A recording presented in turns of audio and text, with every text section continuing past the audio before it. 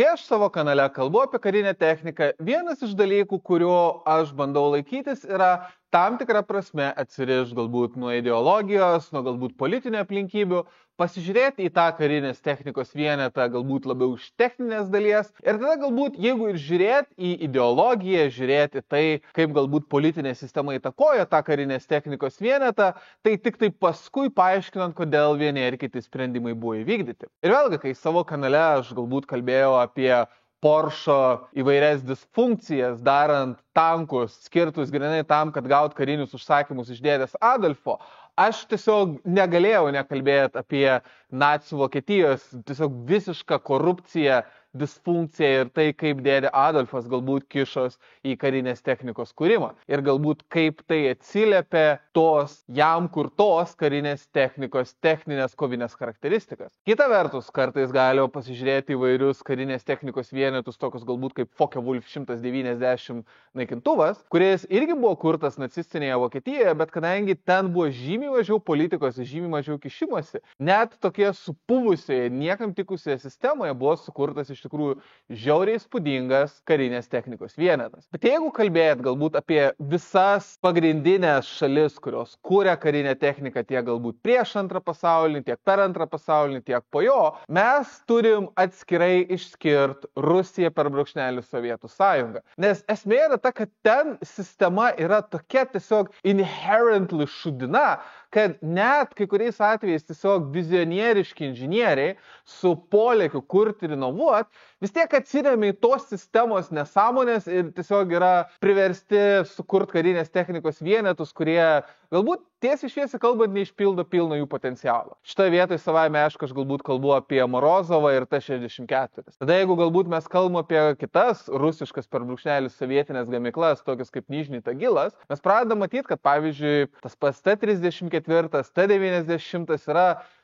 tiesiai šviesiai kalbant, tiesiog visiški nusivylimai ir praktiškai nesėkmės. Bet tai tam tikrą prasme kelia klausimą. Gerai, o tai vienu žodžiu praktiškai visi sovietiniai per brūkšnelį rusiški ginklų dizainai yra inherently šūdas? Vėlgi aš savo kanale jau esu į tai atsakęs, kalbėdamas apie AK-47 platformą. Tiesiai šviesiai kalbant, tiesiog kultinį legendinį automatą, kuris tiesiai šviesiai, kai buvo paleistas į gamybą, turbūt buvo geriausias šaunamasis ginklas pasaulyje. Tik tai problema yra ta, kad, kaip aš taip pat aptariau savo tame video, tas dizainas arba buvo tiesiog blatantly pavogtas iš vokiečių, arba didžiąją dalim susivedė į vokiškų ir amerikiečių ginklų inžinerinių sprendimų tiesiog blatant kopijavimą. Ir dėl to per fuksais tiesiog gavos toks geras, koks yra. Bet tada dar grįžtant atgal, galbūt klausimas galėtų būti, gerai, o ar gali Rusai per brūkšnelį sovietai sukurti tikrai gerą karinės technikos vienetą, kuris tiesiog nėra blatant kopija kažkokių kitų dizainų ir kuris iš tikrųjų galbūt yra vedantis klasėje vienu ar kitu metu. Ir iš principo, mąstant apie šį klausimą, man į galvą atėjo ne kas kitas, o sovietinis antro pasaulinio karo sunkusis tankas IS-2. Nes iš principo, jeigu mes kalbam galbūt apie tą patį T-34, vėlgi tai yra tiesiog mistika ir legendom apipintas dizainas, kuris iš principo buvo ganėtinai šūdinas, dėl to galbūt vidutinių tankų srity sovietai antram pasauliniam kare nepasirodė labai gerai. Tada jeigu galbūt mes kalbam apie lengvuosius tankus, vėlgi savo laiku aš esu bendravęs su sovietinės kariuomenės tankų dalinių veteranų, kuris beje tarnavo T-34, paskui T-54. Tai jisai pasakojo, kad jų daliniai sovietinius lengvuosius tankus iš kitų dalinių vadindavo prašiai rodina. Kitaip tariant, sudė tėvynė, su intencija, kad jeigu tu kariauji lengvajam tanke, tu praktiškai garantuotai žūsi. Bet kas yra įdomu, kad jeigu mes galbūt žiūrim į šitas kitas sunkiosios technikos klases antram pasauliniam kare ir matom, kad sovietai realiai niekada nežadė ant to, kad jų dizainai būtų galbūt geri ar kažkuo ypatingi, o tiesiog susivedė tai, kad jų reikia daug, reikia dabar ir jie tiesiog, jeigu yra half decent, tai bus gerai. Jeigu tu žiūri į IS-2, tu pamatai, kad tai buvo dizainas, kuris iš principo buvo kurtas tam, kad būtų realiai tiek geras, kiek sovietinis dizainas gali būti. Tas yra suprantama, nes jie paskui tarnavo elitinėse nepriklausomose daliniuose, kurie buvo naudojami kritinėse fronto vietose įvairioms kritinėms operacijoms pagrinde puolimui. Ir dėl to aš šiandien norėčiau pasižiūrėti šitą galbūt tam tikrą prasme gal netgi fenomeną iš serijos, kaip sovietai Antram pasauliniam kare sugebėjo iš tikrųjų sukurti turbūt geriausią tam kare spėjusi pakariauti masiškai gamintą sunkųjį tanką ir kodėl aš manau, kad palyginus su visais kitais dizainais, tiek iš Vokietijos, tiek iš JAV, tiek iš Britanijos, tai ir yra geriausias sunkusis tankas spėjęs pakariauti antrajam pasauliniam kare Europoje. Tad važiuojam.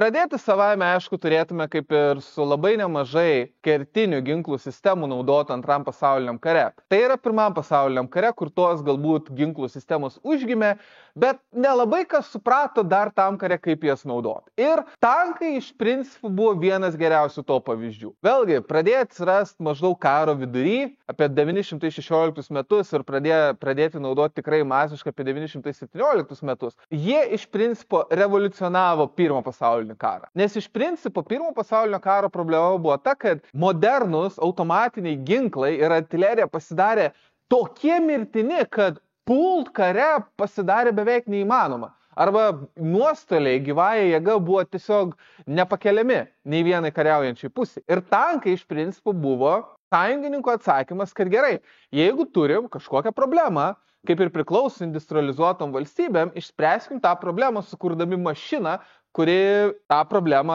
sprendžia. Ir iš principo dėl to tiek Britai, tiek Prancūzai inovavo pirmam pasauliniam kare ganėtinai daug su įvairiais tankų dizainais. Ir čia yra galbūt pirma problema, kodėl nieks iki galo nesuprato, kaip jų panaudoti. Nes kas yra įdomu, vokiečių atsakymas į ką daryti su puolimu buvo labai priešingas ir tam tikrą prasme labai vokiškas. Jeigu sąjungininkai spręs problemai metę tam sukurtą mašiną, tai vokiečių sprendimas buvo, kad reikia geriau treniruotų kareivių, kurie būtų geriau ginkluoti ir galėtų pult. Ir taip iš principo pas vokiečius atsiranda vadinamieji Stormtrooper, ar kaip jie ten tiksliai vadinas, aš šiaip nekalbu vokiškai. Ir vėlgi, vokiečių sprendimas savaime aišku yra žymiai blogesnis, nes vėlgi gerai paruošti ir indoktrinuoti kareiviai vis tiek žūdavo ir juos pakeis būdavo žymiai sunkiau negu tiesiog kažkokius tai gamykloje gaminamus karinės technikos vienetus. Bet kadangi tankus didžiąją dalim naudojo tik sąjungininkai, o vokiečių tankų programa iš tikrųjų buvo labai pavėluota ir jie net nelabai kažką spėjo pagaminti, praktiškai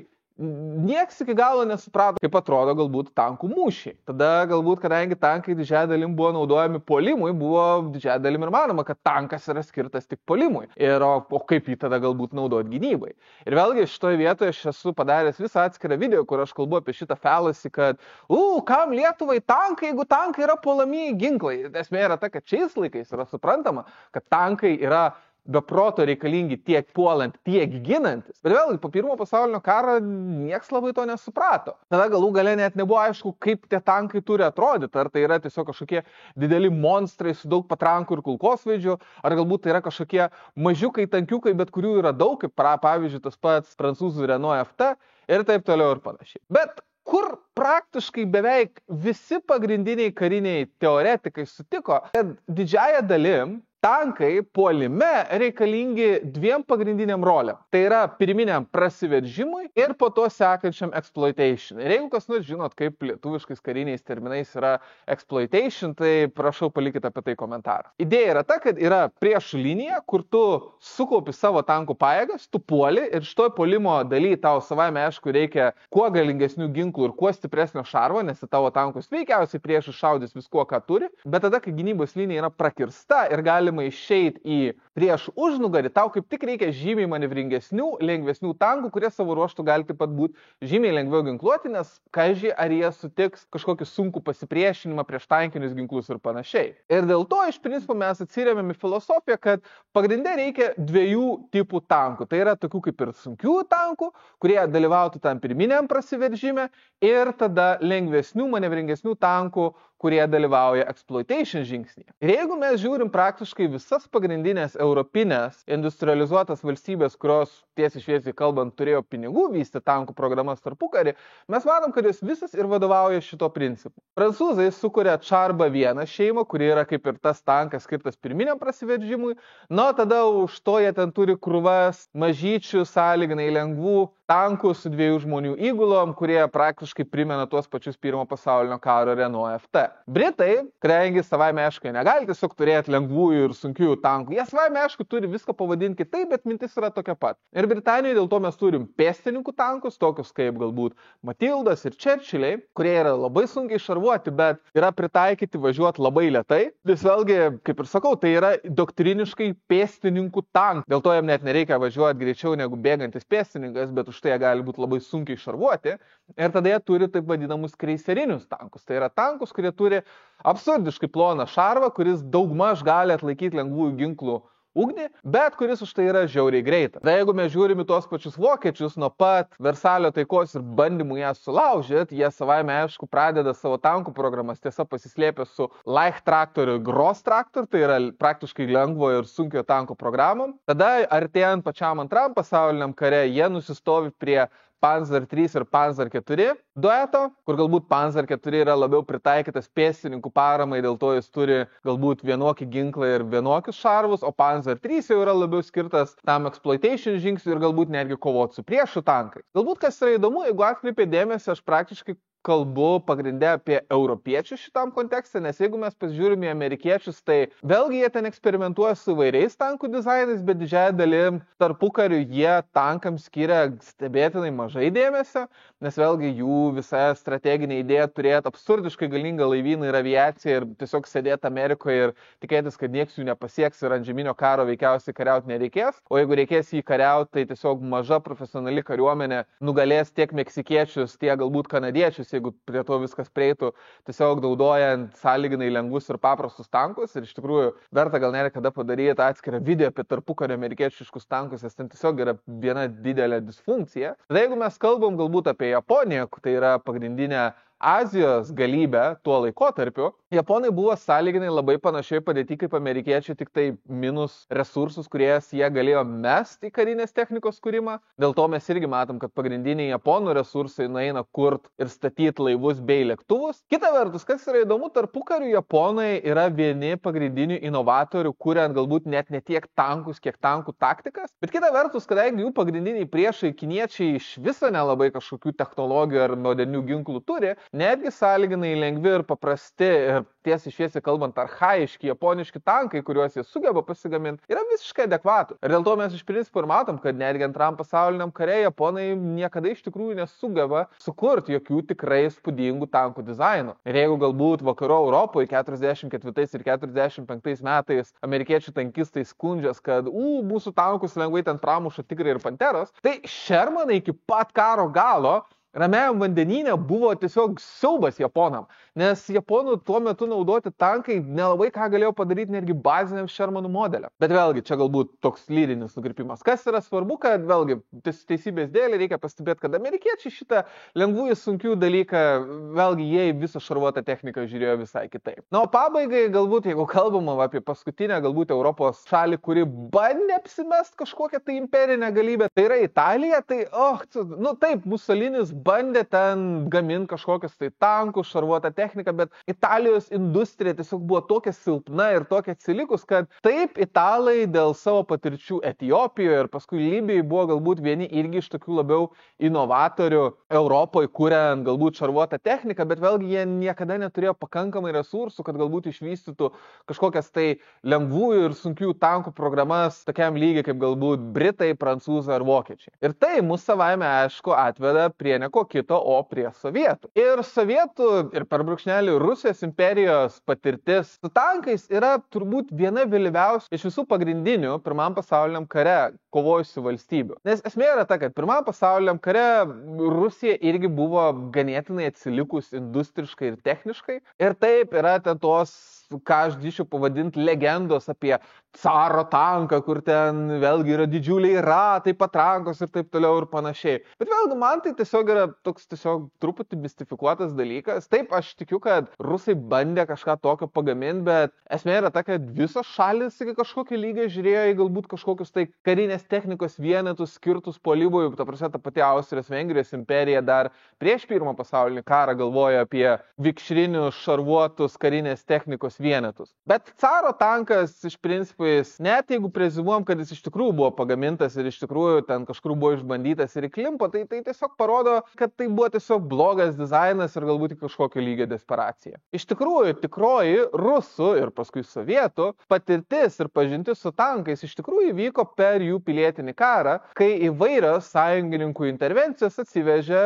savo tankų. Ir savaime aišku, per įvairius mūšius ir dėl kitų aplinkybių raudonieji jų kažkiek perėmė. Ir iš tikrųjų tai reiškia, kad realiai raudonosios armijos ir vėliau Sovietų sąjungos pažintis su tankais buvo labai stipriai susieta su sąjungininkų mąstymu, kad yra šitie didieji tankai ir galbūt mažieji Renault FT. Ir taip pat buvo puikiai suprasta, kad tankų reikia ir juos reikia gaminti pas save. Kita vertus, čia mes turim suvokti, kad, kaip ir sakiau, pirmam pasauliniam kare Rusija buvo ganėtinai atsilikus valstybė, jie niekada nesugebėjo pasigaminti nieko panašaus į tanką ir staiga jie nori tankų. Tad ką daryti? Na, daryti reikia turbūt akivaizdžiausią dalyką, kurį sugeba daryti komunistai. Tai yra nuvaryti kapitalistinius vakarus ir tiesiog nusipirkti pirmųjų tankų. Nes jo, iš tikrųjų, čia yra vienas iš dalykų, kalbant apie Sovietų sąjungą tarpukarį, kad tu matai, kad jie, būdami tie didieji internacionalistai, kurie čia atneš komunizmą į visą pasaulį, per pasaulinę komunistinę revoliuciją, jie visą tarpukarį praleido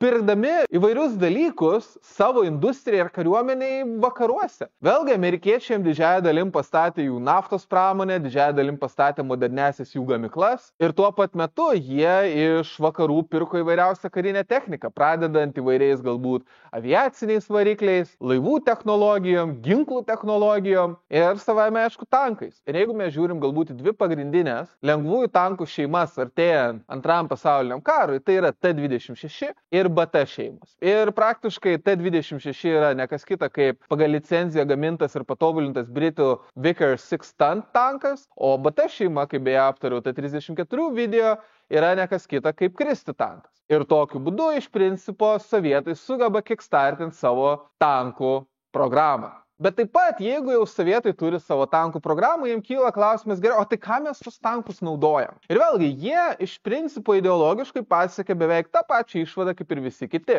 kad veikiausiai reikia dviejų rūšių tankų, tai yra tankų prasiveržimų ir tankų exploitationai. Vėlgi, aš ruoždamas šitam video galvojau padaryti truputį ilgesnį intarpą, pakalbant apie sovietinę gilaus mūšio doktriną, apie tai, kaip galbūt pradeda apie ją galvoti Tukačevskis tada per Stalino valymus nuimanės seniai maršalai nemėgsta Tukačevskio modernaus mąstymo, kai paskui tą doktriną iš naujo readaptuoja Žukovas su Vasilevskiu. Bet aš supratau, kad Tukačevskio visa istorija yra ganėtinai įdomi istorija savaime, tad šitą galbūt numetam, bet kas yra svarbu, kad sovietai mąsto, kad jo, reikia dviejų tipų tankų, tai yra sunkių tankų prasiveržimui ir lengvųjų tankų exploitationui. Ir vėlgi, galbūt T-26 truputį lėtokie exploitationui, bet BT tankai puikiausiai tam tinka. Bet tai mus palieka su tuo, kad jo, reikia sunkio tanko. Ir esmė yra ta, kad jeigu lengvuosius tankus jie dar galėjo nusipirkti iš vakarų, tai sunkių tankų jie nelabai galėjo nusipirkti. Nes, vėlgi, tam yra 15 priežasčių. Visų pirma, sunkieji tankai buvo žymiai brangesni ir dėl to tarpukariu tiek prancūzai, tiek britai, jie žiūrėjo į visą šitą dalyką, bet jie nelabai tai norėjo investuoti, nes tikėjos, kad galbūt tiesiog tokių tankų nereikės ir galbūt nebus kito didelio karo Europoje. Vėlgi buvo sakoma, kad pirmas pasaulinis yra karas, kuris pabaigs visus karus. Jo. Tada kitas galbūt įdomus dalykas, kuris irgi galbūt kada sulauks mano atskiro dėmesio, yra tai, kad tarpukariu buvo labai daug diskusijų apie įvairius galbūt ginklų ribojimo susitarimus Europoje ir pasaulyje. Kitaip tariant, apribot galbūt, kokio maksimalaus svorio tankus gali įvairios šalis gaminti. Galbūt iš viso užbanint tankus, nes kadangi tankai yra puolamasis ginklas, tai jeigu tu prisigaminsi daug tankų, tu galbūt norėsi sukelt karą ir kažką užpult, kad tu jas panaudotum. Nes vėlgi didžiąją dalim pirmas pasaulinis karas kilo dėl to, kad tiesiog Vokietija ir Britanija ginklavos, tiesa pagrindinai laivais ir, jeigu jau prisigaminam tiek ginklų, tai gal panaudokim juos. Ir vėlgi tai tiesiog dar kartą parodo, kad Europa vis lipa ant to paties grėblio, kad hebra, davai susitarėm kažkokių ginklų negamint ir laikomės tų stačių. Ir rekingiausia, kad tada tada vakarai tų sutarčių laikos, o visokios diktatūros, kaip kad Rusija, aišku, po kurio laiko Vokietija ir panašiai, jų nesilaiko ir tiesiog turi vienokį ar kitokį pranašumą ankstyvajam kito karo etape. Bet esmė yra ta, kad apskritai vakarų Europoje kažkokių tikrai didelių sunkių tankų programų po pirmo pasaulinio nebelabai daug liko. Tad kažko labai nenusipirksi. Aišku, ten buvo vienokių ar kitokių pabandymų, kaip kad pavyzdžiui Britų Independent tankas, bet esmė yra ta, kad apart visokių tokių pasibandymų nebuvo tiesiog ką nusipirkti. Ir dėl to sovietam reikėjo savo sunkią tanko programą realiai pradėti nuo nulio. Ir kadangi tu kažką pradedi nuo nulio, tu nežinai, ką tu darai. Ir tas labai gerai pasimato pirmajam, masiškai gamintam, sovietiniam sunkiajam tankė T-35. Nes, varge, T-35 yra adūzy. Nes esmė yra ta, kad vėlgi, žiūrint iš doktrininės perspektyvos, gerai, jeigu mes norim prasiveršti, ko reikia? Reikia daug ginklų, reikia daug šaudyti, nes mes pulsim ir čia turim iššaudyti pėstininkus, bunkerius, čia gal prieš tankinius pabūklus ir taip toliau ir panašiai. Ir taip pat, kadangi mes šitą puolimą savaime aišku vykdysim tik tankais, tai savaime aišku tankas turi galėti šaudyti į visas pusės, kad jo negalėtų ten apsupti priešų pėstininkai ir užmėti ten granatom ar kažkuo. Ir tas iš principo susiveda į ką aš vadinčiau praktiškai ideologiją, kad tankas yra praktiškai sausumos laivas. Tai yra apkraukim jį kuo daugiau bokštelių, kurie galėtų šaudyti kuo platesnėm arkom ir pirmyn, turim sunkųjį tanką. Tik problema yra ta, kad visa šita ideologija yra tiesiog fundamentaliai neteisinga. Nes pradėkim nuo to, kad vėlgi, kai vyksta mūšis, tankas yra karinės technikos vienetas, kuriam realiai vadovauja kažkoks vadas. Ir tas vadas turi nurodyti galbūt vairuotojui, kur važiuoti, tada ginklam, kur šaudyti ir taip toliau ir panašiai. Ir visų pirma, mes pradedame nuo to, kad vadas turi savo pagrindinį bokštelį T-35, bet tada jis turi du mažesnius bokštelius su kitokiais pabūklais negu pagrindiniam bokštelį ir tada jis taip pat turi du kulkosvaidžių bokštelius ir gaunas, kad staiga jis turi vadovauti 5 bokšteliam, kuriuose yra bent 3 skirtingų tipų ginklai. Ir vadas staiga turi sugalvoti, kad gerai, tas bokštelis šaudo į tuos pėstininkus, tas bokštelis šaudo į tą prieštankinį pabūklą, mes šaudom į tą bunkerį ir tai tiesiog nėra praktiška. Ir taip pat turėkit galvoje, kad mes čia kalbam apie tarpukario Sovietų Sąjungos technologijas. Vėlgi, net karo metais yra istorijų, kai T-34 vadas komunikuodamas su vairuotoju, tiesiog paspardydamas į vieną ar kitą petį tam, kad žinotų vairuotas, kur pasisukti. O čia dabar tu kalbėjai apie tarpukarį, kur tankiai yra daugybė žmonių ir kažkaip vidinė komunikacija dar gerai veikia. Turbūt daug triukšmo, daug dūmų, daug panikos ir suvaldyti visą šitą dalyką yra tiesiog nepraktiška. Tada, jeigu mes tęsiam apie nepraktiškumą, mes taip pat turim suvokti, kad T-35 2 bokšteliai tiesiog bukvaliai žiūrėjo ne į tą pusę. Vėlgi, kai vyksta mūšis, kaip praktiškai parodė bet kokią praktiką, tankai iš principo didžiąją dalim engage'ina priešus, kurie yra prieš. Ir tada, jeigu tu žiūri T-35, tu matai, kad 2 bokšteliai, įskaitant vieną mažą pabukliuką ir vieną kulkosvaidį, praktiškai negali mūšio metu efektyviai šaudyti į priešus pagrindiniai priešų krypty. Ir taip galbūt tu gali sakyti, bet taip, tai tada, žinai, tu turi ginklų sistemas dėl viso ko. Bet šitoje vietoje mes atsirėmėm į kitą, ar iš tikrųjų vertos tos ginklų sistemos dėl viso ko. Nes matot, kai mes kalbam apie tanką, vienas pagrindinių kompromisų su visais tankais yra svoris. Ir problema yra ta, kad jeigu tu turi tiek daug žmonių tankė ir tu turi tiek daug bokštelių, tiesiog natūraliai apkonstruoti juos visus metalu, tiesiog užima svorio. Ir kuo daugiau tankistų turi viduj, tuo svorio daugiau. Kuo daugiau ginklų turi tankę, tuo svorio daugiau.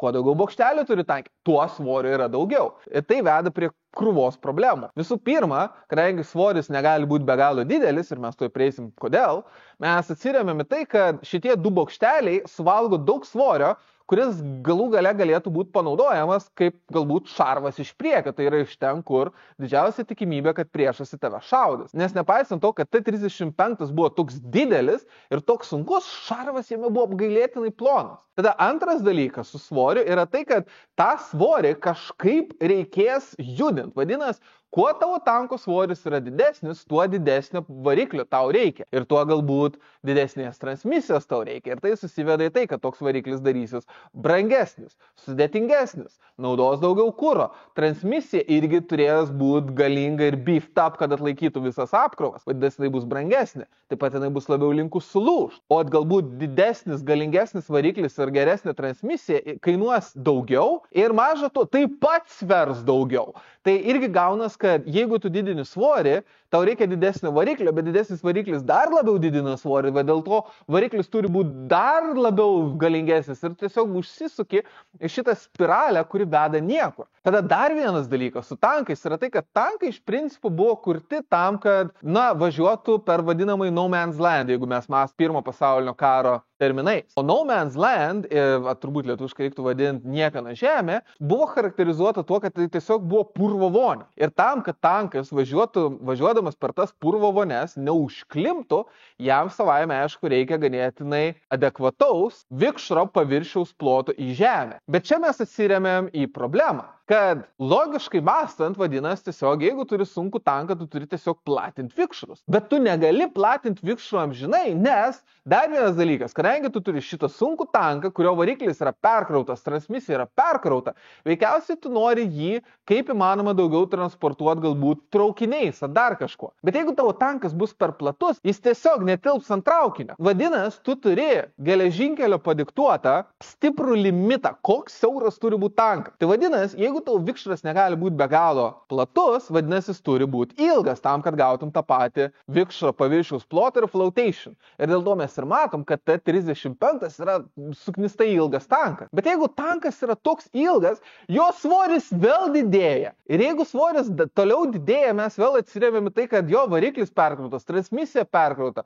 Galų gale taktinis jo manevringumas yra mažas, jisai bus lėtas, jisai lėtai įsibėgės. Bet didžiausia problema su ilgu siauru vikšru yra tai, kad tokį tanką pasidaro beveik neįmanoma vairuoti. Vėlgi, jeigu mes žiūrim į galbūt normalios valstybės, galbūt sunkų į tanką, tai pavyzdžiui, Britų pirmo pasaulinio karo dėžutes, atkreipkite dėmesį, kad jų vikšras apačioje nėra tiesus. Jisai turi mažą tiesų segmentą ir tada švelniai nueina aukštyn. Ir tai buvo daryta labai deliberately, nes Britai puikiai suprato, kad vairuoti tanką, kurio vikšras yra siauras ir ilgas, yra labai sunku ir tai irgi beje dar apkrauna tą pačią transmisiją, variklį ir taip toliau ir panašiai. Ir idėja buvo ta, kad jeigu paviršius yra tvirtas ir gali atlaikyti svorį, vikšro kontakto su žeme plotas britiškam tankė buvo ganėtinai trumpas. Kita vertus, jeigu jis pradėjo smekti žemę, tiesiog vis daugiau ir daugiau vikšro buvo kontaktas su žeme, ko pasekoja galbūt flotation buvo adekvatus ir vėlgi ant minkštos žemės pasipriešinimo vairuojant yra minimaliai. Bet kadangi mes kalbame apie T-35, tai yra tanką, kuris buvo kurtas sovietam, nelabai suprantant, ką jie daro, viskas susivedė į tai, kad tas tankas normaliom sąlygom dėl savo tiesaus vikšro, kuris buvo ilgas ir siauras, buvo beveik nevairuotinas. Ir kaip turėjot suprasti, visas šitas ilgas rantas susiveda į tai, kad T-35 buvo tiesiog absoliuti katastrofa. Ką puikiausiai rodė jo pasirodymas tam pačiam žiemos kare ir galbūt pirmom dienom antram pasauliniam kare. Bet sovietai puikiai suprato, kad tai buvo labai įdomi patirtis galbūt bandant sukurti sunkų į tanką, suprantant galbūt kas veikia, kas neveikia ir būkim bėdini, bet teisingai labiau suprantant, kas neveikia, bet reikia kažko kito. Čia vėlgi teisybės dėlei reikia pastebėti, kad sovietai T-35 buvo numatę ganėtinai didelę ateitį, nes sovietų T-35 turėjo veikti kartu su T-28 ir galbūt netgi turėti kažkiek bendrų komponentų ir panašiai. Vėlgi tiek T-35, tiek T-28 turėjo daugybę problemų, kurios nemaža dalim buvo ganėtinai panašios ir būtent dėl jų neefektyvumo paskui ir prasidėjo kitos programos tokios kaip A-20, kuri vedė prie T-34 kaip naujų vidutinių tankų. Nuo T-35 vedė prie naujos kartos sovietinių sunkiųjų tankų. Ir tie nauji sovietiniai sunkieji tankai buvo SMK, T-100 ir KV-1. Šie tankai iš principo buvo kurti praktiškai kaip kažkas, kas būtų geriau už T-35, kažkas, kas galbūt išmoko jų pamokų. Ir dėl to dizainai buvo žymiai labiau streamlininti, jie turėjo žymiai daugiau šarvų, galų gale automotive komponentai buvo šiek tiek tobulesni. Bet vis tiek, ką mes matom, kad tiek T-100, tiek SMK vis tiek turėjo po bent 2 bokštelius. Kas, vėlgi tiesiog rezonavo su tuo, kad, sovietai labai norėjo turėti šitos daugia bokštelinius sunkiuosius tankus. Tiesa, šiuo atveju bokšteliai buvo labiau kaip jau modernesniuose battleshipuose, kur praktiškai yra vienas bokštelis ir kitas aukščiau su intencija, kad jie bent jau abu gali šaudyti visada į priekį. Bet vėlgi šie prototipai, tai yra SMK, T100 ir KV1, buvo pasiųsti į žiemos karą pasibandymam ir vėlgi karo praktika parodė tai, ką turėjo parodyti, kad KV1 buvo pats efektyviausias dizainas tikrom karo sąlygom, nes jis buvo pats lengviausias, sunkiausiai šarvuotas ir kadangi jis turėjo vieną bokštelį, jis buvo lengviausiai valdomas. Ir dėl to žiemos karo išvada buvo tokia, kad šitas SMK ir T100 programos gerai,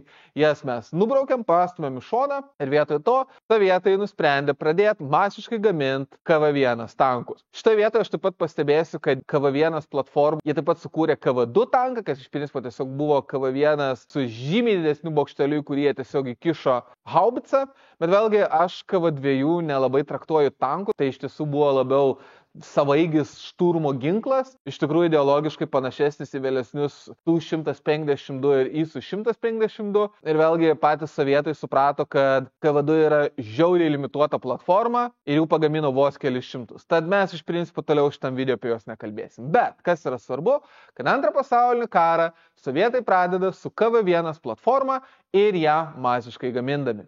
Ir KV1 prasidėjus karui yra ganėtinai įdomioje situacijoje. Nes, jeigu mes žiūrim iš vokiečių perspektyvos, tai KV1 kartu savame aišku su T-34 vokiečių pusėje sukelia tikriausią paniką.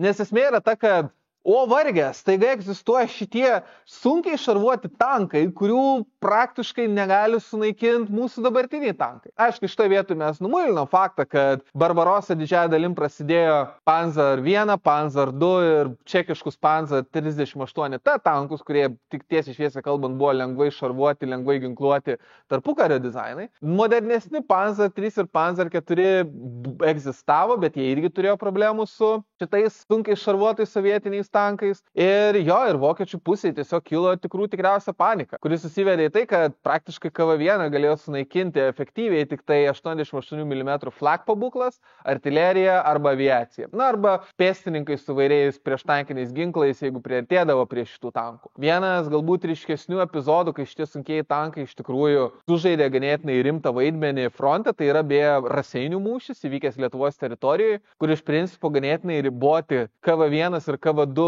tankų kiekiai sugebėjo sustabdyti ištisas porą vokiečių tankų divizijų beveik dienai ar tai 2. Su netgi tokiom tiesiog legendom apipintom istorijom, kur vienas KV2 ten laikė visą diviziją vos ne visą dieną. Vėlgi, kiek tai yra išpūsta rusiškos propagandos ir panašiai, aš palieku spręsti jums, bet vokiečiai į KV tankus reagavo labai skaudžiai. Ir iš principo, kaip reakcija į šituos sunkiai šarvuotus sovietinius tankus, vokiečiai pradėjo praktiškai 2 tankų kūrimo programas. Iš principo jie pradėjo vieną tankų kūrimo programą, tai yra naujo vidutinio tanko, kuri vėliau virto į tą pačią Panterą.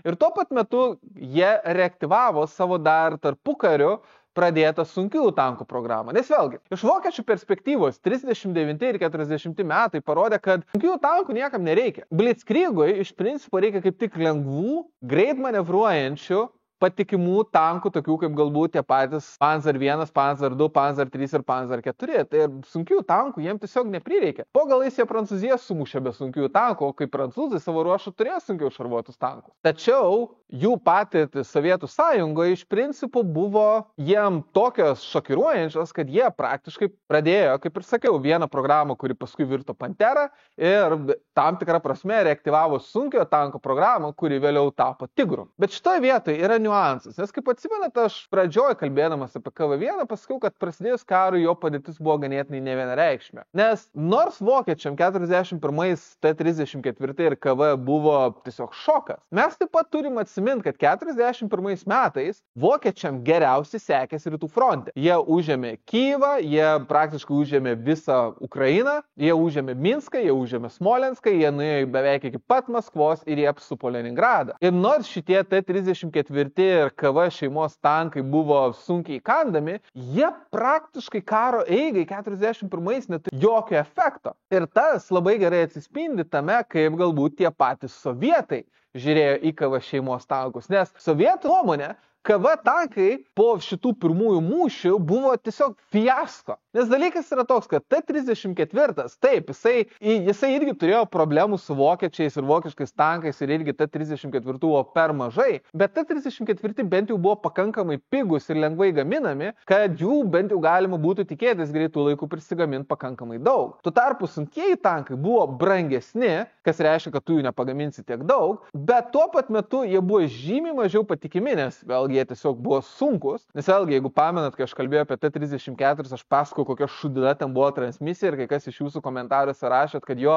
esat skaitę, kad ten sovietiniams tankistams ten bėgi reikėdavo jungti tiesiog su kuvalda tvojant į bėgių perjungimo svirtį. Tai esmė yra ta, kad kai aš rašiau šitam video, aš taip suprantu, iš tikrųjų ankstyvų KV1 pavarų dėžė buvo tokia, kad tu ten tiesiog turėjai naudoti plaktuką, kad įkaltum pavarų perjungimo svirtį teisingą bėgį. Ir iš tikrųjų transmisijos ankstyvosiuose KV1 tankuose buvo tiesiog absurdiškai niekam tikusios. Ir tada visam šitam tu turi šarvą, kuris vėlgi galbūt sukelia kažkokių problemų vokiečiam, bet nedaugiau negu tie patys T-34. Tu turi žymiai mažesnį patikimumą negu jau ir taip nelabai patikimas T-34. Ir už visą tai tu iš principo gauni pabūklą, kuris yra toks pat kaip T-34. Ir tada kyla klausimas, gerai, o tai kam tų KV1 reikia? Maža to, visas šitas galbūt sovietinių tankų taktinis pranašumas mūšio lauke dėl galingesnių šarvų pradeda didžiąją dalim nusinulinti 41 galą, kai atsiranda 5 cm pabūklų ginkluoti Panzer III tankai, kurie jau gali ganėtinai consistently dealinti su T-34 ir Panzer IV tankai su ilgesniu 75 mm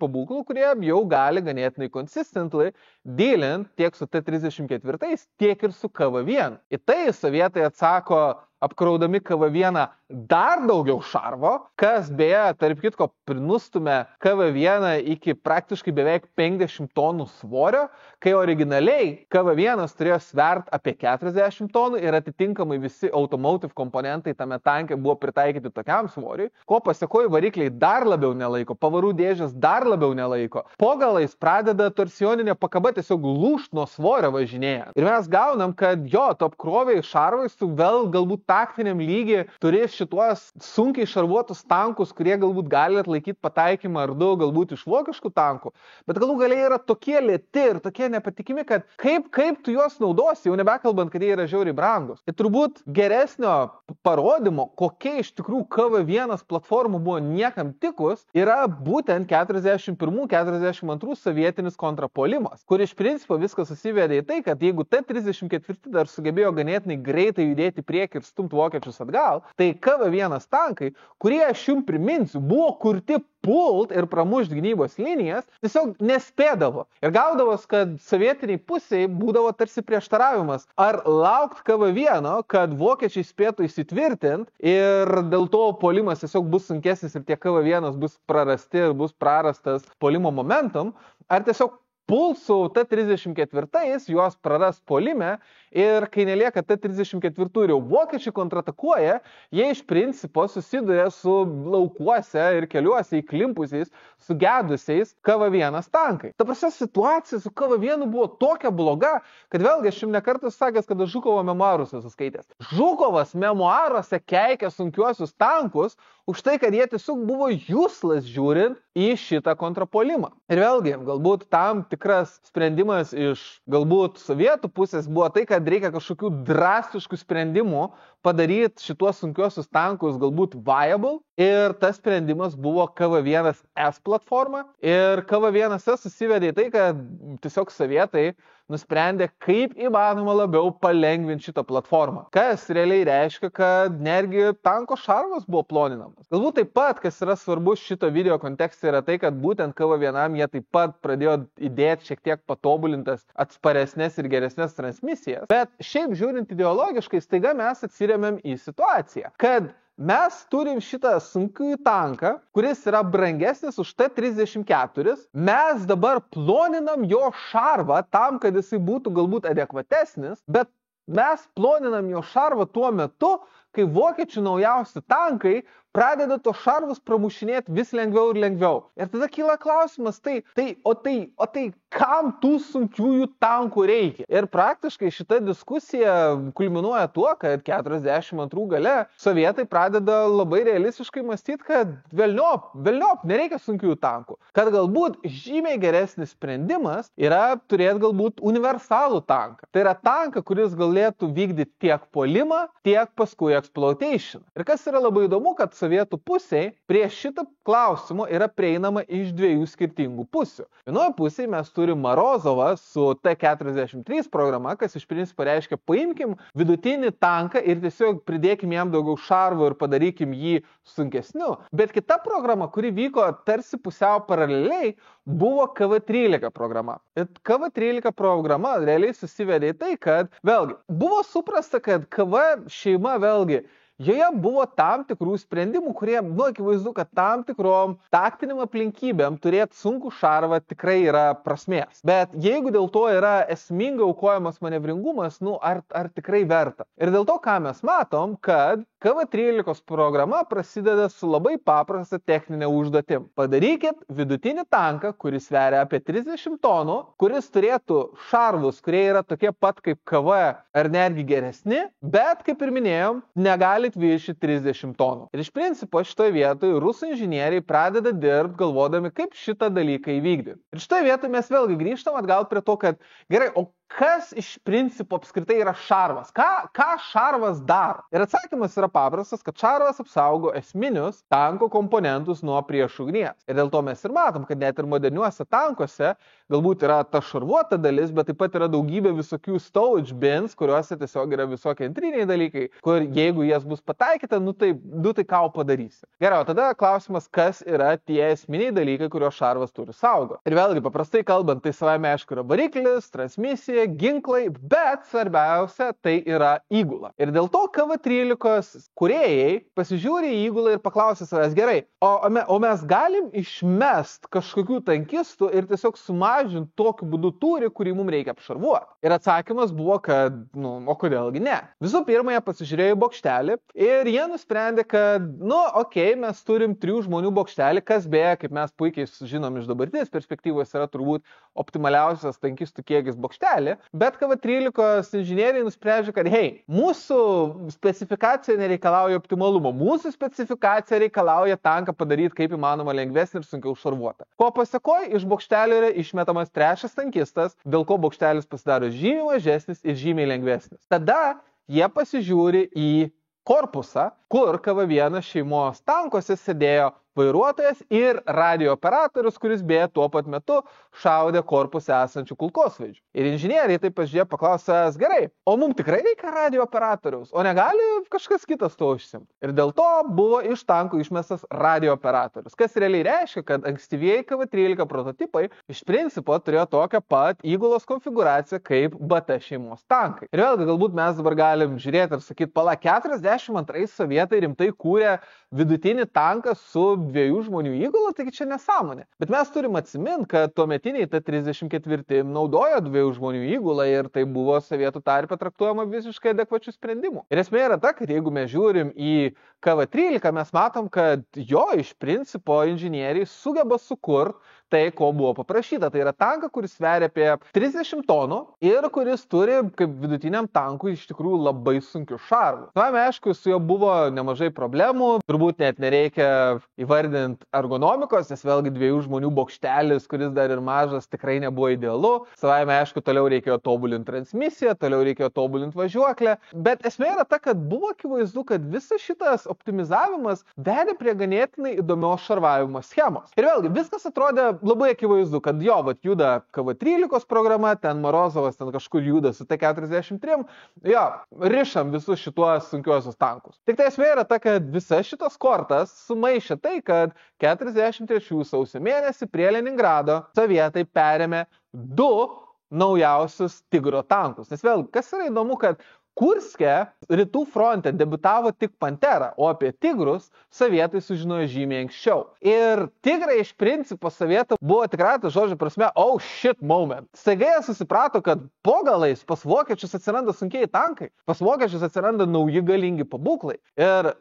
O tai tau. Ir esmė yra ta, kad pirmas sprendimas yra, kad staigiai reikia šarvuotas technikos su galingesniais pabūklais, nes buvo akivaizdu, kad tuomet naudoti 76 mm pabūklai nelabai ką gali padaryti prieš šituos naujausius vokiškus tankus. Ir iš principo dėl to vėlgi viskas susiveda į tai, kad yra tiesiog rašas kažkaip į sovietinę karinę techniką sukišti 85 mm pabūklą, nes tiesiog tai buvo the most available ginklas, kurie tuo metu galėjo panaudoti. Aišku, pirmas šarvuotas technikos vienetas, kuris spėja gauti šitą pabūklą, yra Su-85, nes tai iš principo tiesiog būdas, kaip įmanoma greičiau fieldint tokio tipo naują pabūklą šarvuotai technikui, bet Su-85, kadangi yra tankų naikintojas, neturi bokštelį. Dėl to mes matom, kad vėlgi sovietai pasižiūri šitos du prototipus, tai yra KV-13 ir T-43 ir pasako, hebra, iki 85 mm pabūklus juos staigiai. Tada kalbant apie T-43, vėlgi jie turėjo sąlyginai nemažą bokštelį, vėlgi jie turėjo šiek tiek jį perdirbti, bet į jį 85 mm pabūklas tilpo.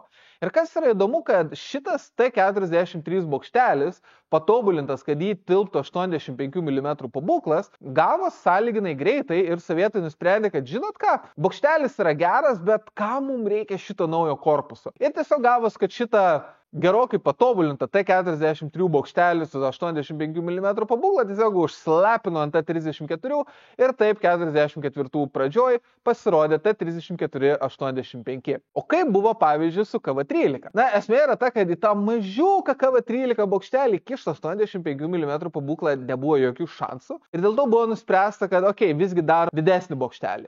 Ir jeigu bokštelis didesnis, kadangi ir pabūklas didesnis, veikiausiai reikia 3 tankistų. Ir dėl to iš principo KV-13 programui buvo pradėtas kurti naujas bokštelis 85 mm pabūklų. Ir esmė yra ta, kad bokštelis gavos irgi tikrai labai geras ir sovietai galėjo jį gaminti. Tik problema yra ta, kad tada KV-13 korpusas pasidarė per mažas. Vėlgi bokštelio žiedas buvo didesnis, bokštelis svėrė daugiau, kas reiškia, kad korpusą reikia didinti, bet kadangi bokštelis sveria daugiau, korpusas padidėjo, tai vadinasi ir korpusas svers daugiau, bet jeigu korpusas sveria daugiau, vadinasi reikia stipresnės važiuoklės, bet jeigu reikia stipresnės važiuoklės, ją veikiausiai reikia ilginti, bet jeigu ją reikia ilginti, viskas vėl sunkėja, tada reikia veikiausiai vėlgi keisti variklį transmisiją. Vienu žodžiu, mes turim gerą 3 žmonių bokštelį su 85 mm pabūklų, bet neturim jam korpuso. Bet tikrai neturim.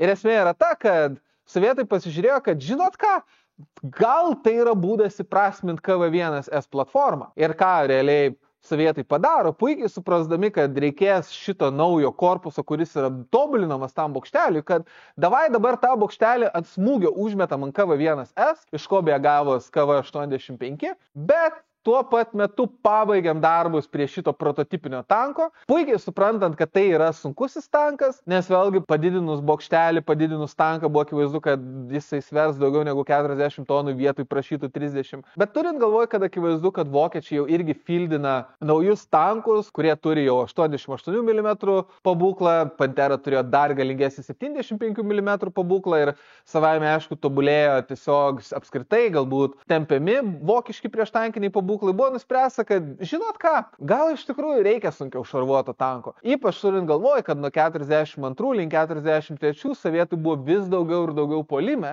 ir staiga turėti tanką skirtą pramušti skylę fronto linijoje, turėjo vis daugiau ir daugiau racijos. Jau nebekalbant apie tai, kad tas pats sovietų gebėjimas vykdyti combined arms operacijas irgi tobulėjo. Ir esmė yra ta, kad KV-85 tiesiog tampa stopgap measure. Per 43 iš principo yra išbaigiamas naujas korpusas, ant jo yra naudojamas šitas 85 mm pabūklo bokštelis ir taip mes gaunam IS-1 tanką. Tačiau šitoje vietoje savaime aišku gaunas vėlgi tam tikras prieštaravimas, kurį sovietai bando kažkaip ištaisyti nuo pat 41 metų, kai vidutinis ir sunkusis tankas turi tą patį pabūklą. Nes vėlgi panašiu laiku atsiradinėjo T-34-85 tankas. Ko pasekoju, sovietai nusprendžia, kad žinot ką, jeigu mes jau turim šitą didesnį, sunkiau šarvuotą bokštelį, įmeskim į didžiausią patranką, kuri į ją tilptų. Ir ta patranka yra nekas kita kaip tankam pritaikytas A-19 122 mm pabūklas. Tokiu būdu, realiai gaunant tanką, kuris sveria apie 45-46 tonas ir realiai turi pabūklą, kuris yra praktiškai palyginamas vos ne su savaeigiu pabūklu. Ir būtent tokiu būdu ir gimsta IS-2. Ir esmė yra ta, kad jeigu mes kalbam apie IS-2, vienas dalykas, kurį mes turim žiauriai stipriai pabrėžti, yra tai, kad IS-2 buvo kurtas labai specifiniai doktrininiai roliai, kuri realiai buvo puolamieji veiksmai prieš įtvirtintas priešų pozicijas. Kitaip tariant, vienas pagrindinių dalykų, kalbant apie IS-2, yra tai, kad taip, jo šarvas turėjo atlaikyti geriausius tuometinius vokiškus prieštankinius pabūklus, bet jis nebūtinai turėjo kariauti prieš priešų tankus. Taip, jisai galėjo kovoti prieš priešų tankus ir tam tikra prasme jis buvo netgi ganėtinai efektyvus, nes jeigu tu gauni niuksą iš 122 mm fugasinio sviedinio, tu tai pajausi, ypač turint galvoj, kad į karo antrą pusę vokiečių šarvų kokybė labai stipriai degradavo. Bet nors IS-2 galėjo kovoti prieš priešų tankus, niekada nebuvo mąstoma, kad tai yra pagrindinė jo rolė. Ir tas labai gerai atsispindi tame, kad kai sovietai mąstė gerai, kokį mes pabūklą norim įkišti į IS-2, jie realiai svarstė du variantus. Tai yra D-25T 122 mm pabūklą ir D-10T 100 mm pabūklą. Ir sovietai labai aiškiai suprato, kad 100 mm pabūklas yra tikrai geresnis prieštankinis pabūklas. Jau nebekalbant apie tai, kad 100 mm pabūklas gali šaudyti žymiai greičiau, nes tiesiog sviediniai yra lengvesni ir lengviau užtaisomi. Tačiau esmė yra ta, kad 100 mm pabūklas tuo metu buvo ganėtinai naujas dalykas sovietų tarpe, nebuvo iki galo pakankamai daug įvairaus galbūt fronto linijos testavimo su šitais ginklais, jų gamyba dar nebuvo tokia gerai įsisukus ir svarbiausia, jų amunicijos gamyba nebuvo taip gerai įsisukus, plus galbūt apskritai logistinėse grandinėse tų sviedinių nebuvo tiek daug. Ir dėl to mes iš principo ir matom, kad 122 mm pabūklas tiesiog žymiai geriau tenkino dizaino specifikaciją. Tai yra sunkusis tankas, kuris yra naudojamas prasiveržiant ir jeigu reikia kovoti su priešų tankais, na,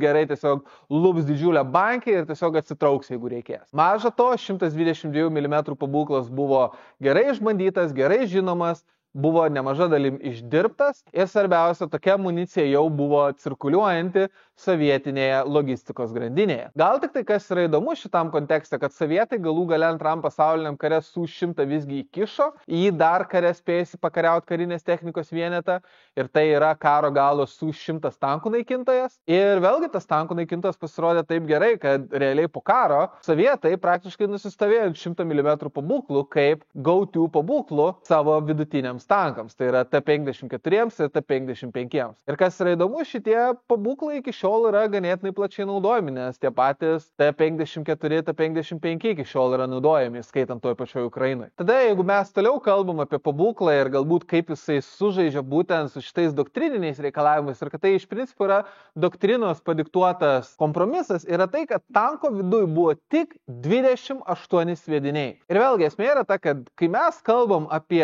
tanko šarvuojamą tūrį, mes turim suprasti, kad tankai taip pat turi tiltą amuniciją. Ir dalykas yra toks, kad vėlgi tu galbūt gali sutalpinti žmonės, variklį, pabūklą ir panašiai, bet galų gale tau kažkur reikės sukišti kuro bakus ir amuniciją. Ir jeigu tu žiūri nemažai tankų kūrimo istorijų, iš tikrųjų neretai, kur sukišta amunicija yra vienas pagrindinių klausimų. Viena iš priežasčių, kodėl amerikiečiai per visą antrą pasaulinį karą taip ir nesugebėjo sukurti adekvataus analogo Shermanui, tiksliau, turėčiau sakyti, adekvataus pakaitalo Shermanui, yra tai, kad taip jie sukurdavo vis naujus ir naujus tankų dizainus, bet tiesiog netilpdavo pakankamai daug sviedinių, kiek galbūt reikalaudavo kariuomenė. Nes tai turėjo būti vidutinis tankas, kuris turėjo kariauti ilgus exploitation mūšius su intencija, kad galbūt šitas tankas atsidurs netgi už priešo linijų ir logistika gali būti komplikuota. Su IS-2 tai nebuvo kažkas, kas buvo sovietam aktualu, nes vėlgi, IS-2 turėjo būti panaudotas mūšio pradžioj, priekinėme šalone, pult, iššaudyt galbūt priešo fortifikacijas, įtvirtinimus ir galbūt šarvuotą techniką, kurią sutinka, ir tada pro juos turėjo pravažiuoti T-34, kurie jau turėjo daug sviedinių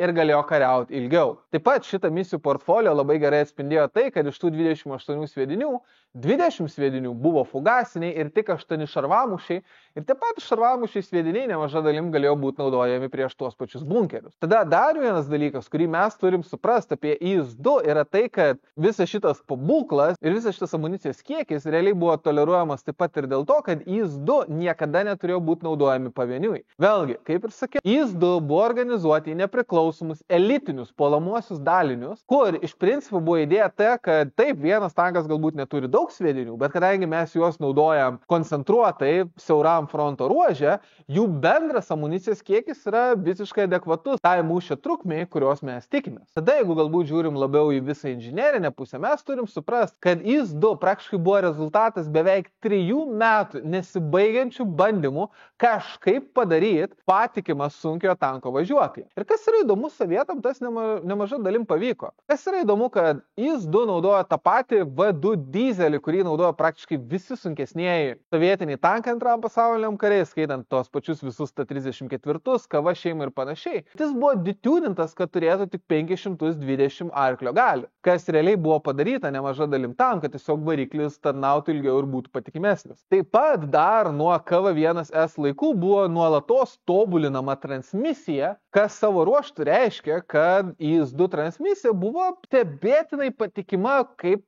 Antro pasaulinio karo sunkiajam tankui. Kas dar galbūt buvo įdomu, kad IS-2, kadangi jis turėjo realiai ganėtinai nemažai manevruoti, puolimo metu turėjo taip pat netgi 2 atbulinės pavaras. Tik tai ar ta antra mūšiuose būdavo naudojama, aš kaip suprantu, nelabai, bet hei, buvo akivaizdu, kad net transmisija buvo kuriama specialiai pagal misijos portfolio. Bet turbūt didžiausia kontribucija tam, kad IS-2 buvo turbūt vienas patikimiausias, jeigu nepatikimiausias sunkusis tankas Antram pasauliniam kare, buvo tai, kad jis buvo sąlyginai lengvas. Ir vėlgi esmė yra ta, kad kai pagalvoji, IS-2, būdamas sunkiuoju tanku ir turėdamas šarvus, kurie yra palyginami su to pačio galbūt karališko tigro, ir mes dar apie tai vėliau pakalbėsim, turėjo svorį, kuris buvo maždaug toks koks Panteros. Ir vėlgi šitoj vietoj mes vėlgi atsirėmėme tai, kad dar KV-13 laikais buvo daroma labai daug, kad tanką tiesiog optimizuoti ir sumažinti. Ir kas yra įdomu, kad IS-2 yra stebėtinai mažas tankas. Vėlgi, aš pirmą kartą IS-2 gyvai pamačiau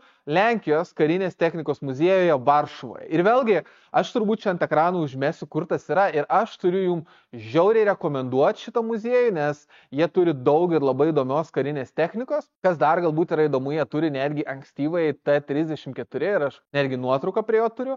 Bet aš atsimenu, kai aš pirmą kartą gyvai pamačiau IS-2, aš buvau toks maždaug that's it. Vėlgi, profilio prasme jisai net nėra tiek didesnis už galbūt tą patį T-34-85. Jau nekalbant, kad profilio prasme, žiūrint iš šono, jisai yra mažesnis už visas vokiškas kates. Bet iš principo, kur šitas išryškėja labiausiai dramatiškai, yra tai, kad IS-2 yra stebėtinai siauras tankas. IS-2 plotis yra tik vos daugiau negu 3 metrai. Ir vėlgi dalykas yra toks, kad tai susiveda tiesiog į tai, kad korpuse tu realiai turi tik tai vieną tankistą, tai korpuso apačia neturi būti labai plati, o realiai visas tankas tokiu atveju turi būti tokio pločio, kokia yra bokštelio žiedas, kas savo ruožtu irgi labai stipriai sumažina tanko svorį. Kas galbūt yra įdomu, kad iš to taip pat išplaukia ir antrinis privalumas. Atsimenat, aš pačioj pradžioje minėjau, kad tu nori tankus transportuoti kaip įmanoma labiau traukiniais. Esmė ta, kad su IS-2 dėl jo mažo pločio tas buvo labai lengva. Ir tai yra didžiulis kontrastas su vokiečių katėm. Vėlgi, vienas iš dalykų sukūrus Tigrą, kuris buvo didžiulė problema vokiečiam iš logistinės perspektyvos, buvo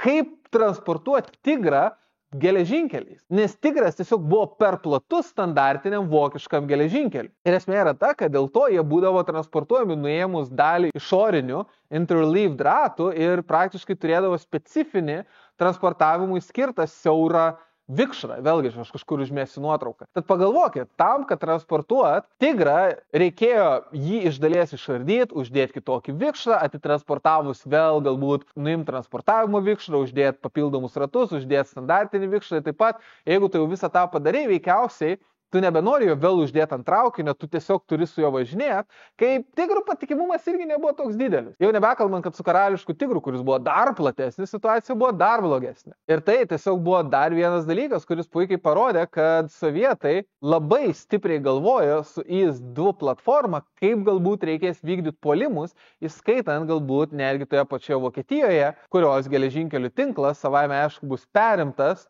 ir naudojamas transportuoti sovietiniai sunkiai technikai. Tada kitas dalykas, kuris prisidėjo prie IS-2 lengvinimo, yra tam tikras technologinis proveržis Sovietų sąjungoje. Ir tai yra tai, kad IS-2 buvo gaminamas didžiąja dalim liejimo būdu. Tai reiškia, kad IS-2 šarvo profilis galėjo būti įvairiai išlankstytas, panaudojant galbūt įvairias formas ir kampus, kurie galbūt tiesiog balistiškai leido netgi plonesniam šarvui turėti didesnę prieš tankinio sviedinio rikošeto tikimybę, bet taip pat tai leido labai stipriai varijuoti šarvo storį ir praktiškai naudoti kuo mažiau svorio, kur jo nereikėjo. Tai taip pat turėjo privalumą, kad tokius tankus buvo sąlyginai paprasta ir greita gaminti. Taip pat išsprendžiant vieną didesnių problemų susijusių su sunkių tankų gamyba, tai yra jų kaina. Savame aišku, turint galvoje šituos privalumus, mes turim suvokti trūkumus, kurių turbūt pagrindinis buvo tai, kad šiaip lėto plieninio šarvo tvirtumas yra šiek tiek mažesnis, dėl to nors šarvas galbūt gali būti storas, jo efektyvumas prieš tankinius sviedinius yra mažesnis negu pavyzdžiui rolled homogeneous steel. Ir taip pat kitas dalykas yra tai, kad liejant, kadangi šalant išlietam šarvui jisai šiek tiek traukęs, kiek visų šitų detalių dimensijos gali šiek tiek skirtis, net jeigu naudojama ta pati liejimo forma. Ir iš principo aš pamenu savo laiku esu skaitęs didžiulius straipsnius, tiesa labiau apie IS-4, apie tai, kad praktiškai, jeigu mes žiūrim į lietus sovietinius tankus ir mes žiūrim galbūt jų brėžinius, į galbūt teoretinės šarvų vertės, realybėje įvairios dimensijos, šarvų storį ir panašiai gali skirtis vos ne 10%. Ir vėlgi tai reiškia, kad tankas nuo tanko efektyvus šarvo storis skirsis. Tai taip pat reiškia, kad galbūt tankas nuo tanko dimensija šiek tiek skirsis. Bet kita vertus, tai nėra kažkas, ko negalima galbūt pataisyti gamykloje gamybos metu ir taip pat sovietai tiesiog traktavo, kad tai yra priimtina turint galvoj, kiek galbūt susitaupo daug svorio ir galbūt kaip lengva gaminti tokius tankus. Tada, kaip ir minėjau, vienas iš dalykų, kuriant IS-2, buvo kaip įmanoma labiau optimizuoti tanko įgulą. Ir kas yra įdomu, būtent vienas tankistas korpuse, tai yra vairuotojas, ir 3 tankistai bokštelį, kur realiai yra vadas, užtaisinėtojas ir ganeris, praktiškai yra įgulos konfiguracija, prie kurios realiai nusistovėjo praktiškai visos šalis, pradedant Antro pasaulinio karo galu ir pokaryje. Ir iš tikrųjų IS-2 turbūt buvo vienas pirmųjų tankų, kuris panaudojo šitą konfiguraciją. Vėlgi, pataisykit mane komentaruose, jeigu aš klystu. Tiesa, galbūt kur mes matom, kad IS-2 vis tiek yra Antro pasaulinio karo tankas ir sovietai kažkokią lygą nebūtinai iki galo žinojo, ką daro, nebūtinai pasitikėjo šitą konfiguraciją, yra tai, kad nors tankistų sumažėjo ir svoris galbūt sumažėjo, bet kulkosvaidžių kiekis išlieka toks pat. Vėlgi, IS-2, kas mane asmeniškai ganėtinai nustebino savo laiku, turėjo 3 kulkosvaidžius. Ir vėlgi, vienas iš jų yra akivaizdus, tai yra kulkosvaidis suparuotas su pagrindiniu pabūklu. Vėlgi, tai yra tai, ką turi praktiškai visi modernūs tankai. Bet tada tu turi vieną kulkosvaidį bokštelio gale ir vėl, kaip suprantu, šitas reikalavimas gali būti tracintas all the way back į T-26 lengvuosius tankus ir jų patirtį Ispanijos pilietiniam kare, kur viena taktikų kovoti prieš tankus buvo išbėgti iš nugaros ir tiesiog ten užmėti granatom sprogmenimą ar dar kažko ir tiesiog rusų tankistai prašė kulkosvaidžio pašaudyti atgal.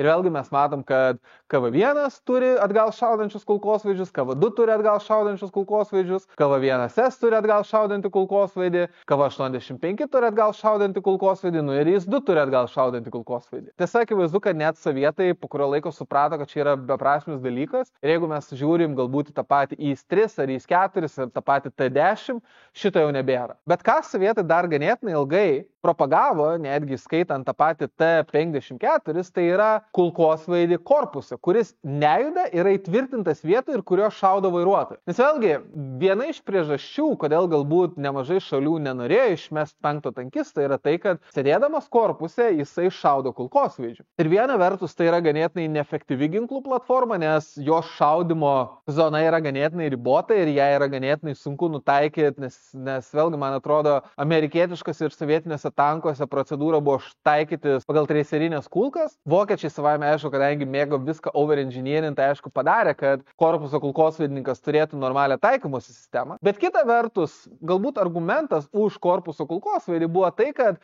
kadangi korpuso kulkosvaidį tankistas laikė rankose, judant tankui tai turbūt buvo taikliausia ginklų sistema visam tankė, nes jeigu pabūklą ten mėto dėl neligumų kely, tai tankistas su kulkosvaidžiu, kadangi viską laiko rankose, dar gali kažkiek nukompensuoti tanko judėjimą. Ir dėl to mes matom, kad pavyzdžiui dar ganėtinai ilgai pokaryje tiek M46, tiek M47 amerikiečiai insistino turėti antrą tankistą korpusą. Sovietai savaime, aišku, kaip ir sakiau, IS-2 to atsisakė, bet jie nenorėjo atsisakyti kulkosvaidžio. Ir sovietų logika buvo ta, kad, gerai, jeigu mes turim šitą įtvirtintą kulkosvaidį, jisai galbūt nėra labai efektyvus ir ar kažką mes labai jį pataikysim, bet sovietai taip pat laikėsi požiūrio, kad priešą reikia overwhelmint ugnies kiekiu.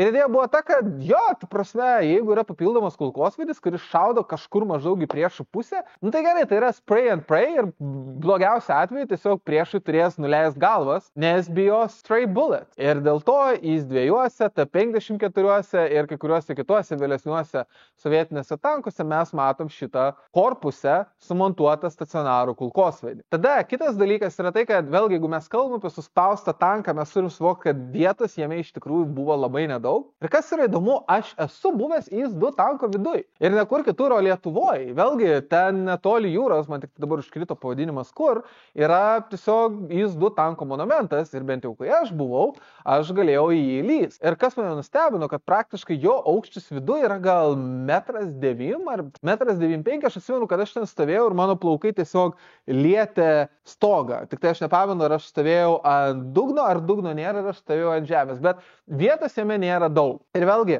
dėl to mes turim suvokti, kad galbūt žiūrint iš vakarietiškų standartų, ergonomika ten tikrai nebuvo labai ideali. Ir taip pat mes turim suvokti, kad kadangi bokštelį buvo šitas milžiniškas pabūklas, viena iš priežasčių, kodėl jo užtaisinėjimas buvo toks lėtas ir kodėl viduj tilpo tiek mažai sviedinių, yra tai, kad tiesiog loaderiui nebuvo daug vietos ir sviediniai buvo sudėti ten, kur tiesiog tilpo. Ir kas dar blogiau, tie sviediniai buvo two-piece ammunition, kas reiškia, kad loaderis turi, užtaisinėtas turbūt lietuviškai, paima tą sviedinį, turi jį įkišti po būklą, tada, kaip suprantu, su medinė lazda jį stumtelti priekį, tada paimti propellant, jį stumti po būklą ir tada tu esi pasiruošęs šauti. Ir maža to, abi šitas amunicijos dalis svėrė po 25 kg.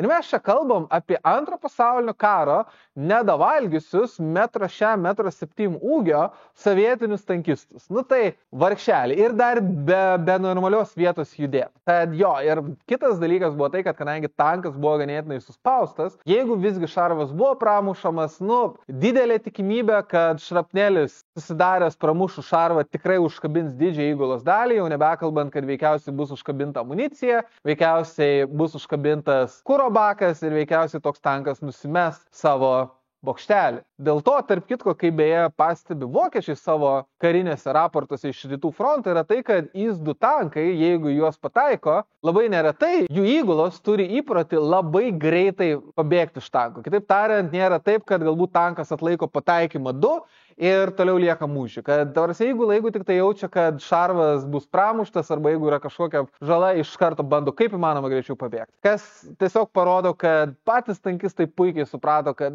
turbūt šitas tankas yra, jeigu jau šarvas neatlaikė, tai yra didžiąja dalim death trap. Kita vertus, kas galbūt yra įdomu, tai kalbant apie IS-2, kadangi vėlgi tai buvo tankas skirtas elitiniams daliniams, kaip pasirodo ir kas realiai mane nustebino ruošiant medžiagą šitam video, yra tai, kad sovietai iš tikrųjų paskyrė šiek tiek laiko ir resursų IS-2 tanko vidiniai ergonomikai. Savaime, aišku, ta ergonomika nebuvo išvysta tokiam aukštam lygiai, kaip galbūt pas amerikiečius, bet buvo pasižiūrėta gerai, kur galbūt reiktų padėti įvairią optiką, kad tankistui mūšio metu būtų lengva ją pasiekti.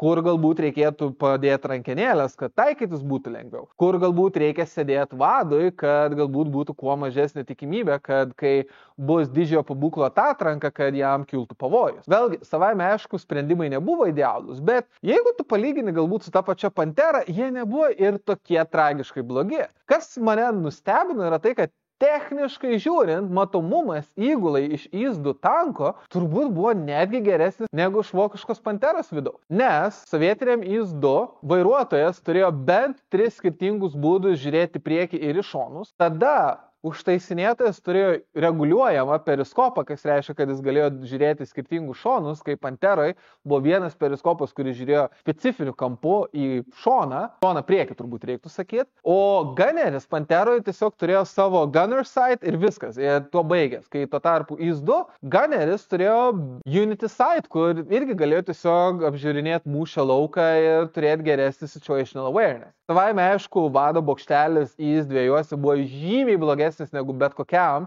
vokiškam tanke, nes jame tiesiog buvo vision slits, tai yra tiesiog maži tarpeliai matyti ir irgi praktiškai toks pat periskopas, kaip kad pas likusius tankistus. Kita vertus, tai buvo traktuojama visiškai adekvačių dalykų ir vėlgi turint galvoj, kad KV-1 neturėjo jokio vado bokštelio ir vado bokštelis T-34 irgi atsirado tik tai su T-34-85, tai buvo visiškai adekvatus patobulinimas. Tad kitaip tariant, kas yra įdomu, kad jeigu lyginti Panterą ir IS-2, kas yra paradoksalu, net jeigu mes kalbam apie IS-2 kaip sovietinį tanką, jame ergonomika įgulai turbūt buvo palyginama ir kai kuriais atvejais gal netgi geresnė negu Pantera. Ir dėl to, apibendrinus, jeigu mes žiūrim į IS-2, mes realiai matom, kad IS-2 atspindėjo viską, ką geriausio inžinieriškai galėjo padaryti Sovietų sąjunga 43-44 metais. Nuo lėto šarvo, kuris leido optimizuoti šarvų storius ir sumažinti svorį, iki sugebėjimo įkišti tanką tiesiog neproporcingai, gal netgi sakyčiau, komiškai didelį pabūklą, iki to, kad variklis, transmisija ir visa važiuoklė buvo ganėtinai adekvatus kaip sunkiajam tanke ir ergonomika irgi buvo tikrai ne pati blogiausia iš visų tankų, kurie kariavo Antram pasauliniam kare, nes po galais, jeigu tu pasižiūri galbūt galėjai tą pačią Britų Kometą, Vokiečių Panterą, ar galbūt tą patį Australų bandymą pasigaminti savo tanką, tu pamatai, kad jo IS-2 net būdamas tokiu suspaustų tankų su tokiu dideliu pabūklu, nebuvo toks blogas. Ir visa tai susivedė į tai, kad IS-2 labai sėkmingai prakariavo visą Antrą pasaulinį karą, būdamas instrumentaliu visuose pagrindiniuose sovietų puolimuose, pramušinėjant skyles priešų gynybos linijose ir galbūt padedant prieš tankiniuose mūšiuose prieš sunkiasias vokiečių kates, nors galbūt jis nebuvo tam iki galo pritaikytas. Ir tai galbūt mus veda prie paskutinio klausimo. O tai tikrai IS-2 buvo geriausias Antro pasaulinio karo sunkusis tankas? Vėlgi, jeigu mes pasižiūrim į IS-2 pokaryje, jo istorija yra ganėtinai įdomi. Vėlgi, patys sovietai labai greitai norėjo jį pakeisti su IS-3 ir IS-4 platformom, kurias savo ruožtų paskui pakeitė T-10 platformą. Tada praktiškai IS-2 po karo buvo labai greitai modernizuojamas iki IS-2M standartų ir kas yra įdomu, kad IS-2M pridėjo beveik geras 5 tonas prie IS-2, nes iš principo tiesiog buvo bandoma padaryti, kad IS-2 būtų kaip įmanoma universalesnis tankas, pridedant jam galbūt įvairios papildomos aparatūros, kurios jisai neturėjo, nes jam jos tiesiog nereikėjo kariaujant Antram pasauliniam kare kaip prasiveržimo tankui. Tada beveik visos valstybės, kurios galbūt gavo IS-2 kaip karinę pagalbą iš Sovietų sąjungos, kaip įmanoma greičiau bandė atsikratyti IS-2 ir žymiai labiau preferino tos pačius T-54. O pačių rusų tarnyboje IS-2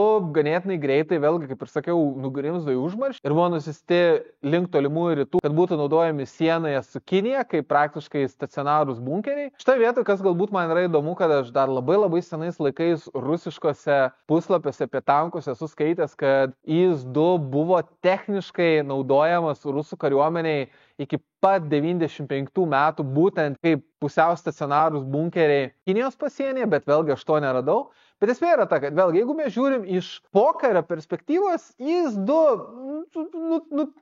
yra priežastis, kodėl nieks labai jų naudoti nenorėjo. Bet kita vertus, apibrėžkime, apie ką mes kalbam. Ir kaip ir sakiau, jeigu mes kalbam apie sunkųjį tanką, kuris buvo sukurtas Antro pasaulinio karo metais, spėjo pakariauti Antram pasauliniam kare ir buvo gamintas pakankamai dideliais kiekiais ir buvo naudotas pagal tai, kokią specifikaciją ir doktrinais buvo kurtas daryti, IS-2 turbūt ir yra geriausias antro pasaulinio karo tankas. Nes kokie galbūt yra konkurentai? Vėlgi, kaip ir sakiau, sovietų pusėje mes turim tą patį IS-3, bet vėlgi IS-3 Europoje pakariauti nespėjo, o tolimuose rytuose, kai sovietai užpuolė Japoniją, jų buvo ganėtinai mažai ir vėlgi tas to karo rezultatas buvo nuspręstas prieš jam prasidedant, tad sovietų pusėje mes geresnio varianto neturim. Tada jeigu mes žiūrim į Britus, aukščiausias jų pėstininkų tankų evoliucijos taškas buvo vėlyvų modelių Churchilliai, bet vėlgi tie patys Britai puikiai suprato, kad Churchillis yra evoliucinė aklavietė. Vėlgi Churchillio važiuoklė buvo super archaiškas, buvo labai lėtas, labai nepatikimas, masiškai gamintose Churchilliuose pabūklai buvo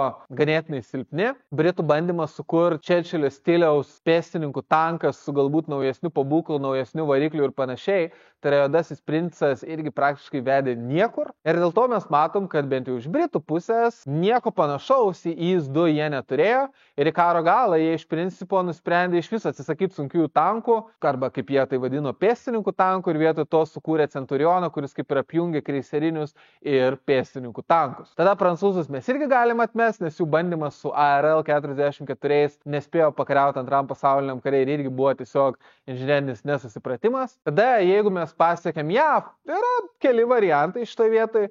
Pirmas dalykas, kuris ateina į galvą savaime, aišku, yra pačio karo galo įvairūs amerikietiški sunkiųjų tankų prototipai, tokie kaip galbūt T-29 šeima, kur vėlgi priklausomai nuo to, koks buvo naudotas pabūklas, ten yra keli skirtingi pavadinimai.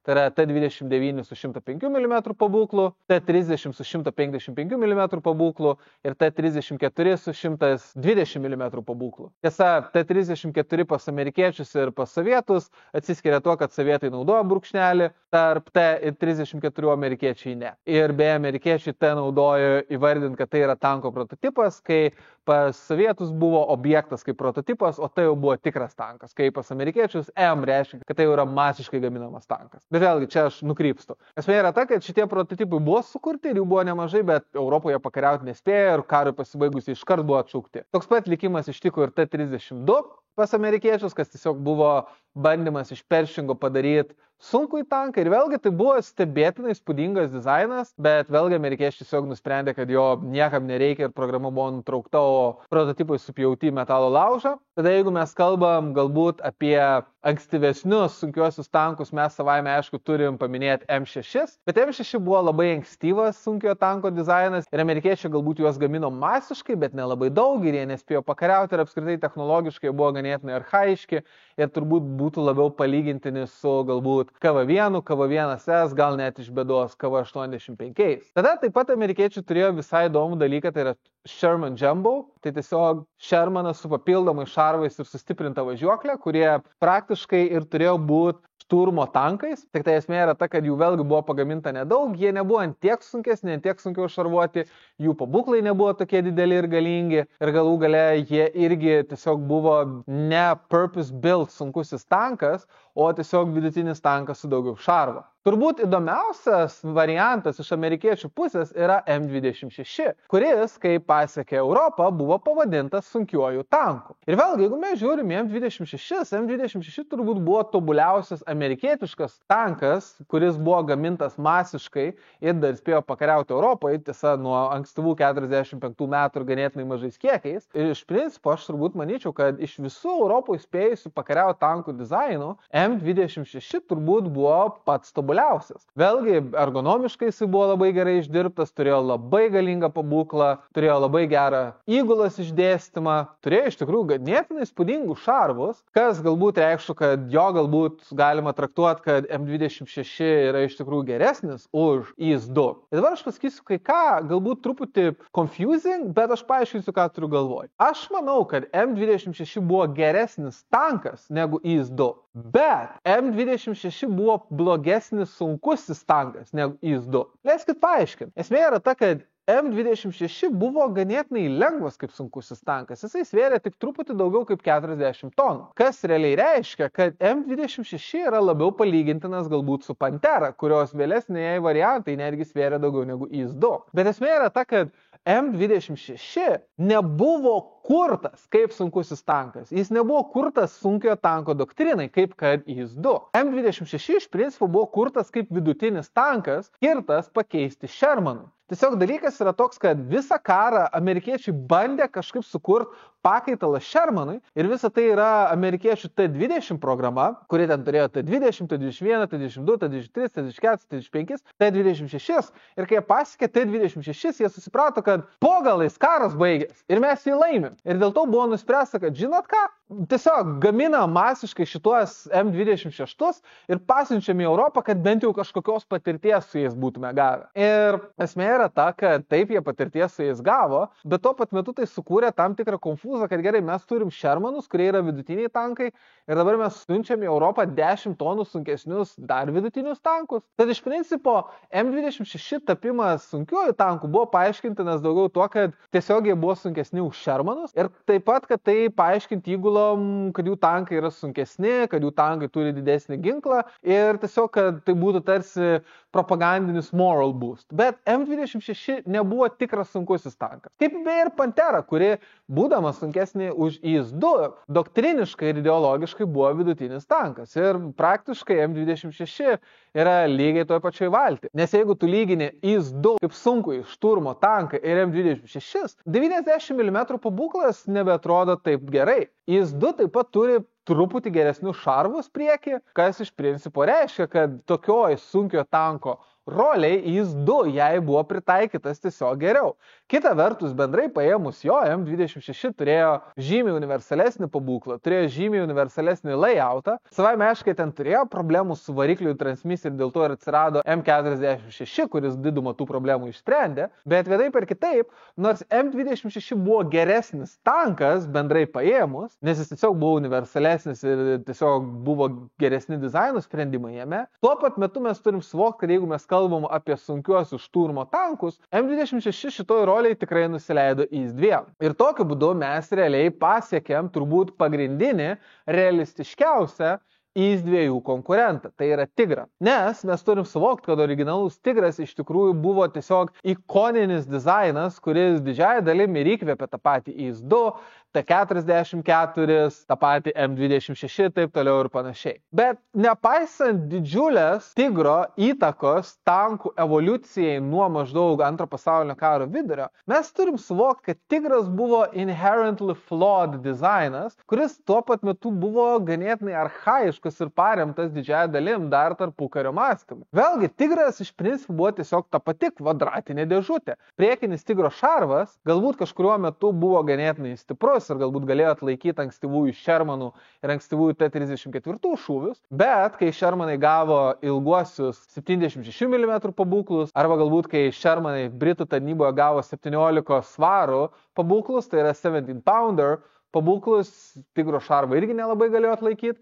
Na ir sovietai irgi išsprendė šitą problemą su T-34-85. Praktiškai, jeigu karo vidury, kada Tigras buvo introducintas, tai buvo tikrai ganėtinai formidable priešas, mes taip pat matom, kad į karo galą jo šarvai didžiąją dalim buvo nulifikuoti. Kalbant apie Tigro ginklą, vėlgi 88 mm pabūklas naudotas Tigre buvo tikrai žiauriai galingas ginklas, kuris, jeigu mes kalbame apie tuos pačius Shermanus, T-34, KV šeimos tankus, praktiškai viską, ką Britai turėjo, jo visai tais laikais galėjo visus tuos tankus pramušti iš priekio. Bet tada mes matom, kad į karo galą atsiranda tie patys M26, IS šeimos tankai, T-44, Centurionai, praktiškai visi tankai skirti, kad atlaikytų šitą pabūklą. Ir jeigu mes žiūrim į vėlyvus 44, 45, mes matom, kad Tigro pabūklas daros iš super mirtino į tiesiog adekvatų. Ir dėl to vėlgi mes negalim traktuoti, kad Tigras su savo 88 mm pabūklu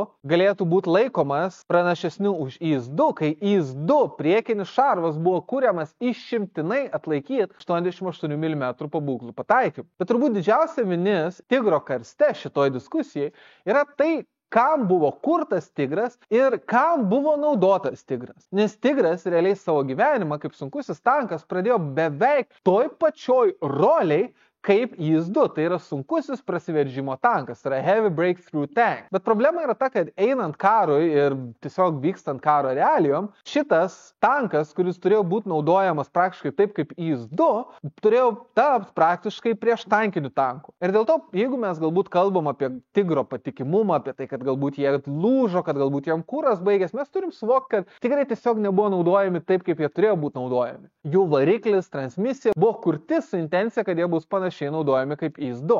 Kad jie atvyksta į fronto vietą, kurią reikia pralaužti, pakariauja ten ribotą laiką ir tada, kai prasiveržimas įvyksta, galbūt Panzer 3, Panzer 4, Panteros ar dar kažkas, prasiveržia ir tęsia mūšį jau toliau.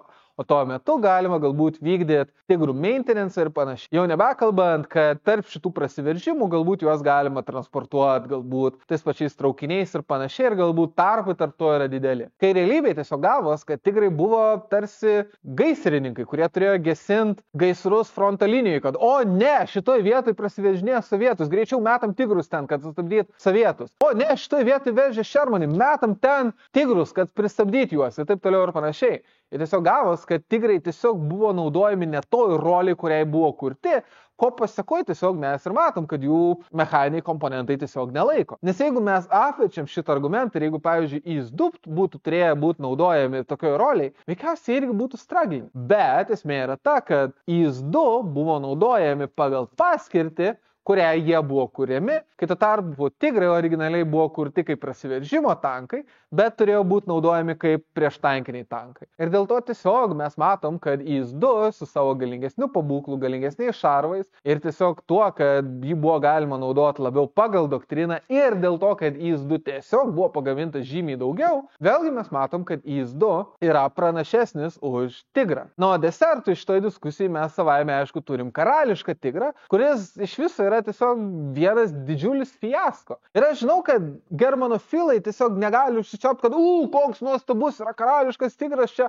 ilgas 88 mm pabūklas, čia galėjo pramušti IS-2 iš priekio be problemų. Ir, taip, turbūt galėjo, bet ar tai bėra svarbu? Beje, kas yra įdomu, karališkas tigras, kai pasižiūri šarvų storius ir įvertini galbūt visus kampus ir panašiai, tu pamatai, kad karališkas tigras, verdamas beveik 1,5 karto daugiau, turi ne ką daugiau šarvo negu tas pats IS-2, kas tiesiog susiveda tai, kad karališkas tigras tiesiog buvo per didelis. Taip pat, kadangi karališkas tigras buvo per didelis ir per sunkus, jo patikimumas buvo absurdiškai blogas, jis naudojo beprotiškus kiekius kuro, kurio beje vokiečiai tuo karo metu nebeturėjo. Tada tas šarvas taip pat buvo ganėtinai useless. Vėlgi yra labai įdomus tie patys sovietiniai raportai apie perimtus karališkus tigrus, kuriuos jie nuvarė į poligoną, pašaudė juos iš 122-100 mm pabūklų ir sovietai buvo tiesiog priblokšti, kad tiesiog tigrų šarvai subyra. Nes vėlgi karo gale vokiečiai turėjo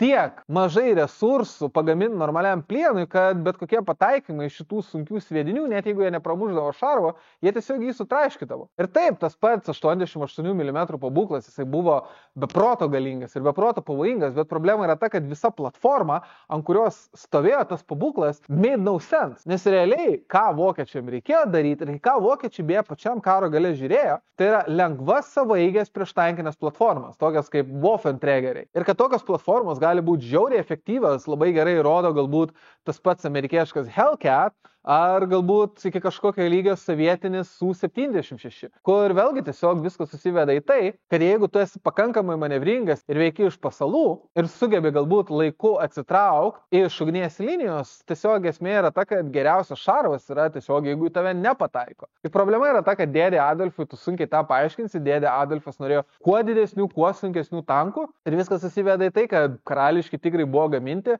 mūšiuose, kai galbūt juos buvo įmanoma panaudoti, jie galbūt galėjo būti visai neblogi ir pavojingi, stabdant priešus sunkiąją šarvuotą techniką, bet tuo pat metu tokių atvejų buvo ganėtinai mažai. Ir viskas susivesdavo į tai, kad tuo karo metu tai buvo tiesiog saldus taikinys, vakarietiška aviacija, jeigu iš viso karališkų tigrų nemesdavo jų įgulas, nes tiesiog, pavyzdžiui, pasibaigdavo kuras ir nebebūdavo kaip manevruoti. Ir dėl to, grįžtant prie mano originalaus teiginio, mes matom, kad iš principo IS-2 savo klasiai turbūt yra kulminacija apskritai, kuo ta klasė gali būti. IS-2 yra tarsi kulminacija to, dar drįsčiau sakyti, pirmo pasaulinio karo mąstymo, kad taip, reikia sunkiojo tanko. Reikia sunkiojo tanko, kuris turėtų pakankamai šarvo, kad atlaikytų pakankamai ugnies puolimo operacijos metu, bet tuo pat metu turėtų pakankamai ugnies galios, kad pravalytų visus įtvirtinimus ir praskintų kelią galbūt lengvesniem, manevringesniem tankam, kurie ten jau gali veikti prieš užnugarį. Ir dėl to, aš kaip ir sakau, mano nuomonė, IS-2 yra geriausias antro pasaulinio karo sunkusis tankas. Kita vertus, ar daug tai pasako apie IS-2? Nes vėlgi, aš ne veltui pabrėžiau, kad IS-2 yra kulminacija mąstymo, kuris yra beveik pirmo pasaulinio karo eros. Nes ką mes realiai matom po antro pasaulinio karo, kad praktiškai visos pagrindinės galios nebedaro sunkių tankų. Vėlgi, Britai nusistovi ant Centurionų, amerikiečiai ten pasiblaško su M26, M46, M47, bet ties M48 pradeda turėti, irgi turbūt galima traktuoti modernaus stiliaus MBT. Sovietai nusistovi ant T-54, T-55 platformos. Ir vėlgi, tu matai, kad tos šalis kaip ir bando žiūrėti sunkių tankų platformas, bet paaiškėja, kad nėra adekvataus pagrindimo tam. Vėlgi, iš karto po antro pasaulinio karo atsiradė sunkieji sovietiniai tankai, tokie kaip IS-3 ir IS-4 pasirodo nelabai kam reikalingi. IS-4, kuris beje buvo kurtas išimtinai tam, kad turėtų sunkų tanką, kuris gali atlaikyti tiesioginius ilgo 88 mm pabūklo pataikymus, iš visų yra pagaminama labai nedaug ir jie visi pasiunčiami tolimuosius rytus. IS-3 yra gaminama daugiau, bet IS-3 sovietai nueina truputį per daug su visais tais lenktais šarvais ir kampais, kas tiesiog gaunas, kad šarvas jau sovietiniam tankė pradeda birėti ir vėlgi, kas yra labai įdomu, kad IS-3 pagaminus vos ne iš karto prasideda IS-3 modernizavimo programa, kuris susiveda, kad hei, padarykim iš IS-3 adekvatų tanką. Tada sovietai vėlgi turi tą patį T-10, kuris vėlgi kilęs iš IS-8 programos, bet tu matai, kad visi šitie bandymai kurti sunkiosius tankus susiveda į tai, kad, taip, galbūt mes turim šitos sunkiau šarvuotus, sunkiau ginkluotus sunkiosius tankus, bet jeigu išeitų į vidutinį tanką sukiš galingesnį pabūklą ir padaryti geresnį šarvą, ar to tikrai reikia? Ir mes matom, kad T-10 galų gale irgi nublanksta ir yra nustumiamas į šoną, vos tik tai atsiranda T-64 tolimesni, modernus, sovietiniai MBT, pagrindiniai mūšio tankai. Tada amerikiečiai ir britai taip pat išbando M103 ir užkariautoją, Conqueror, bet vėlgi juos žiūrint mes turim suvokti, kad tai nėra sunkieji tankai pagal tą pirmo pasaulinio karo apibrėžimą. Iš principo, M103 ir Conqueror buvo kurti pagal visai kitą apibrėžimą, tai yra pabūklo tanko arba gun tank konceptą, apie kurį manau, kada atskirai padarysiu video, bet vėlgi tiek M103, tiek užkariautojų amerikiečiai ir britai nepagamina tiek daug ir vėlgi su M60 atsiradimu ir Chieftain atsiradimu šitie tankai irgi tiesiog nugrimsta į užmarštį ir po truputį yra patraukiami iš tarnybos. Tad šitoje vietoje vėlgi negalvokit, kad aš staiga pasidariau kažkoks prorusiškas ar palaikantis rusus. Tiesiog dalykas yra toks, kad IS-2 parodo, kad tam tikrom aplinkybėm rusai gali sukurti geriausią karinės technikos vienetą savo klasiai. Tik aišku, ar būt geriausiai toj klasiai daug pasako,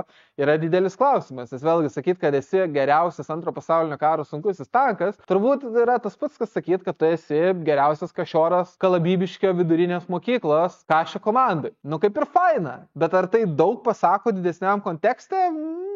Gal taip, gal ne. Bet vėlgi, galbūt aš šitoj vietoj vėlgi norėčiau apibendrinti šitą video. Ir mano apibendrinimas net nėra apie tankus, nes IS-2 ir visa šita diskusija, viena vertus tiesiog yra įdomi diskusija, kaip galbūt sunkieji tankai evoliucionavo antro pasaulinio karo metais, bet tuo pat metu tai yra parodymas, kad kaip nekartais sakiau, kad rusai prispausti vienokių ar kitokių aplinkybių gali iš tikrųjų sukurti kažką tikrai adekvataus ir kažką tikrai naudingo savo kariniai programai, nepaisant to, kad sovietinė per brūkšnelį rusiška sistema yra tiesiog visiškai disfunkcinė. Ir tai yra labai svarbi išvada šitam kontekstui, kuris yra dabar, kai aš darau šitą video. Vėlgi, šitą video aš darau tarp kitko lygiai per trečiasias karo Ukrainoje metinės. Ir esmė yra ta, kad karas Ukrainoje buvo ir tiesą sakant tebėra vieta, kur mes kaip niekur gerai matom rusišką disfunkciją, tai kaip rusai tiesiog išmeta velniop didžiulius kiekius karinės technikos,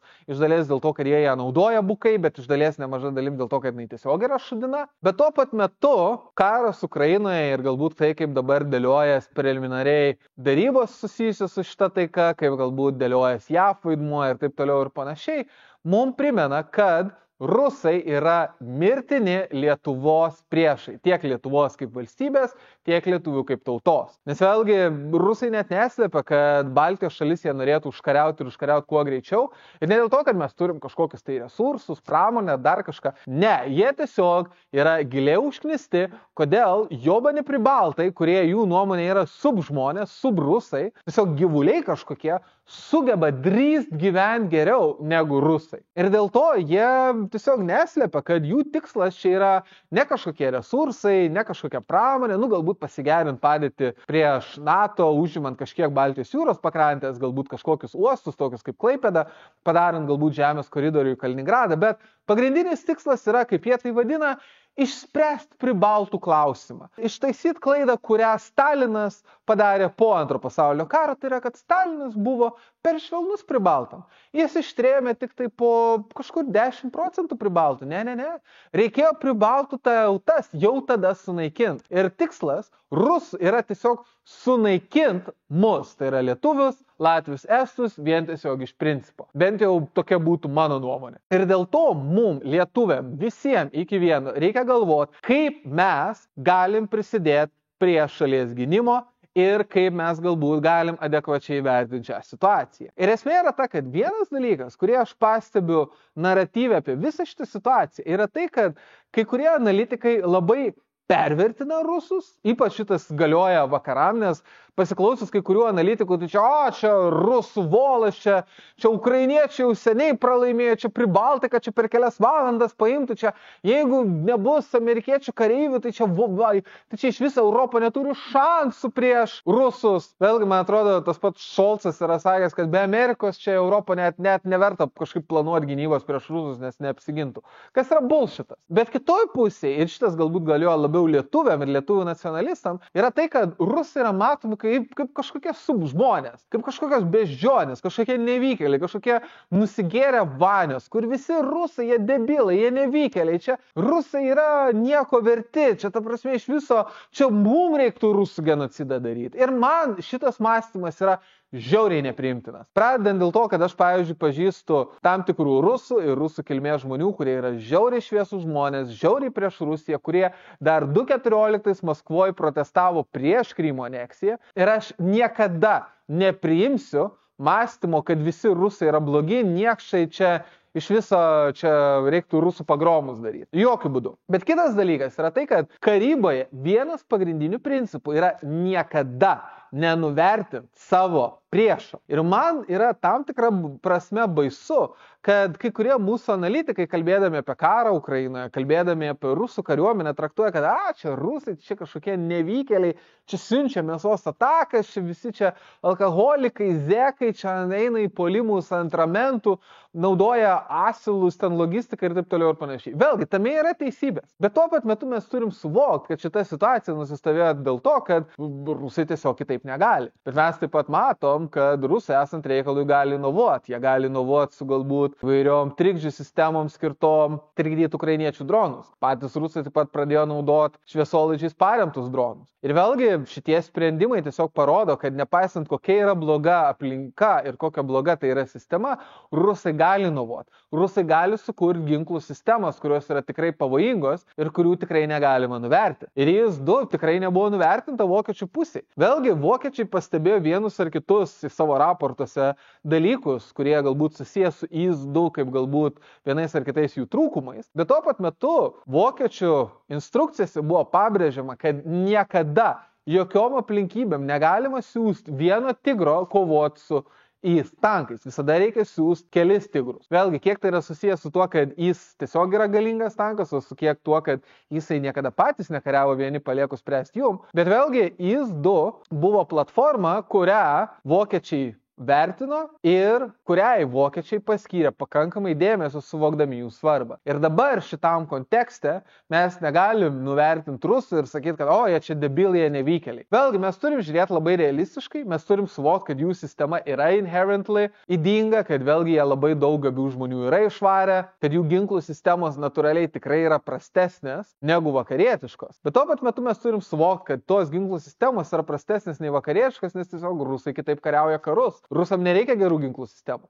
Rusam reikia ginklų sistemų, kurių gali būti daug ir kurias gali valdyti, tiesiog tiesiai šviesiai kalbant, zekai. Ir dėl to mes jokių būdų, jokiom aplinkybėm šitam geopolitiniam ir šalies saugumo kontekste negalim nuvertinti rusų. Ir IS-2 yra cautionary tale, parodanti, kad netgi ta sistema, kuri yra visom objektyviom metrikom visiškai ydinga, esant specifiniam aplinkybėm, gali pagimdyti vienus ar kitus karinės technikos vienetus ar karinius sprendimus, kurie priešam yra žiauriai pavojingi. Ir kol rusai mum yra priešai, nes aš kad nors tikiuosi, kad galbūt mes galėtume kažkaip sugyventi, nes vėlgi jeigu vokiečiai, prancūzai, britai sugeba nebekariauti tarpusavį, tai gal ir rusai sugebės kada nors. Vėlgi, call me a dreamer, bet aš tikrai to norėčiau. Bet kol taip nėra, mes į rusus turim žiūrėti objektyviai. Ir mano šio video tikslas nėra galbūt išgirti sovietų, nėra parodyti, kad kokia nuostabi sovietinė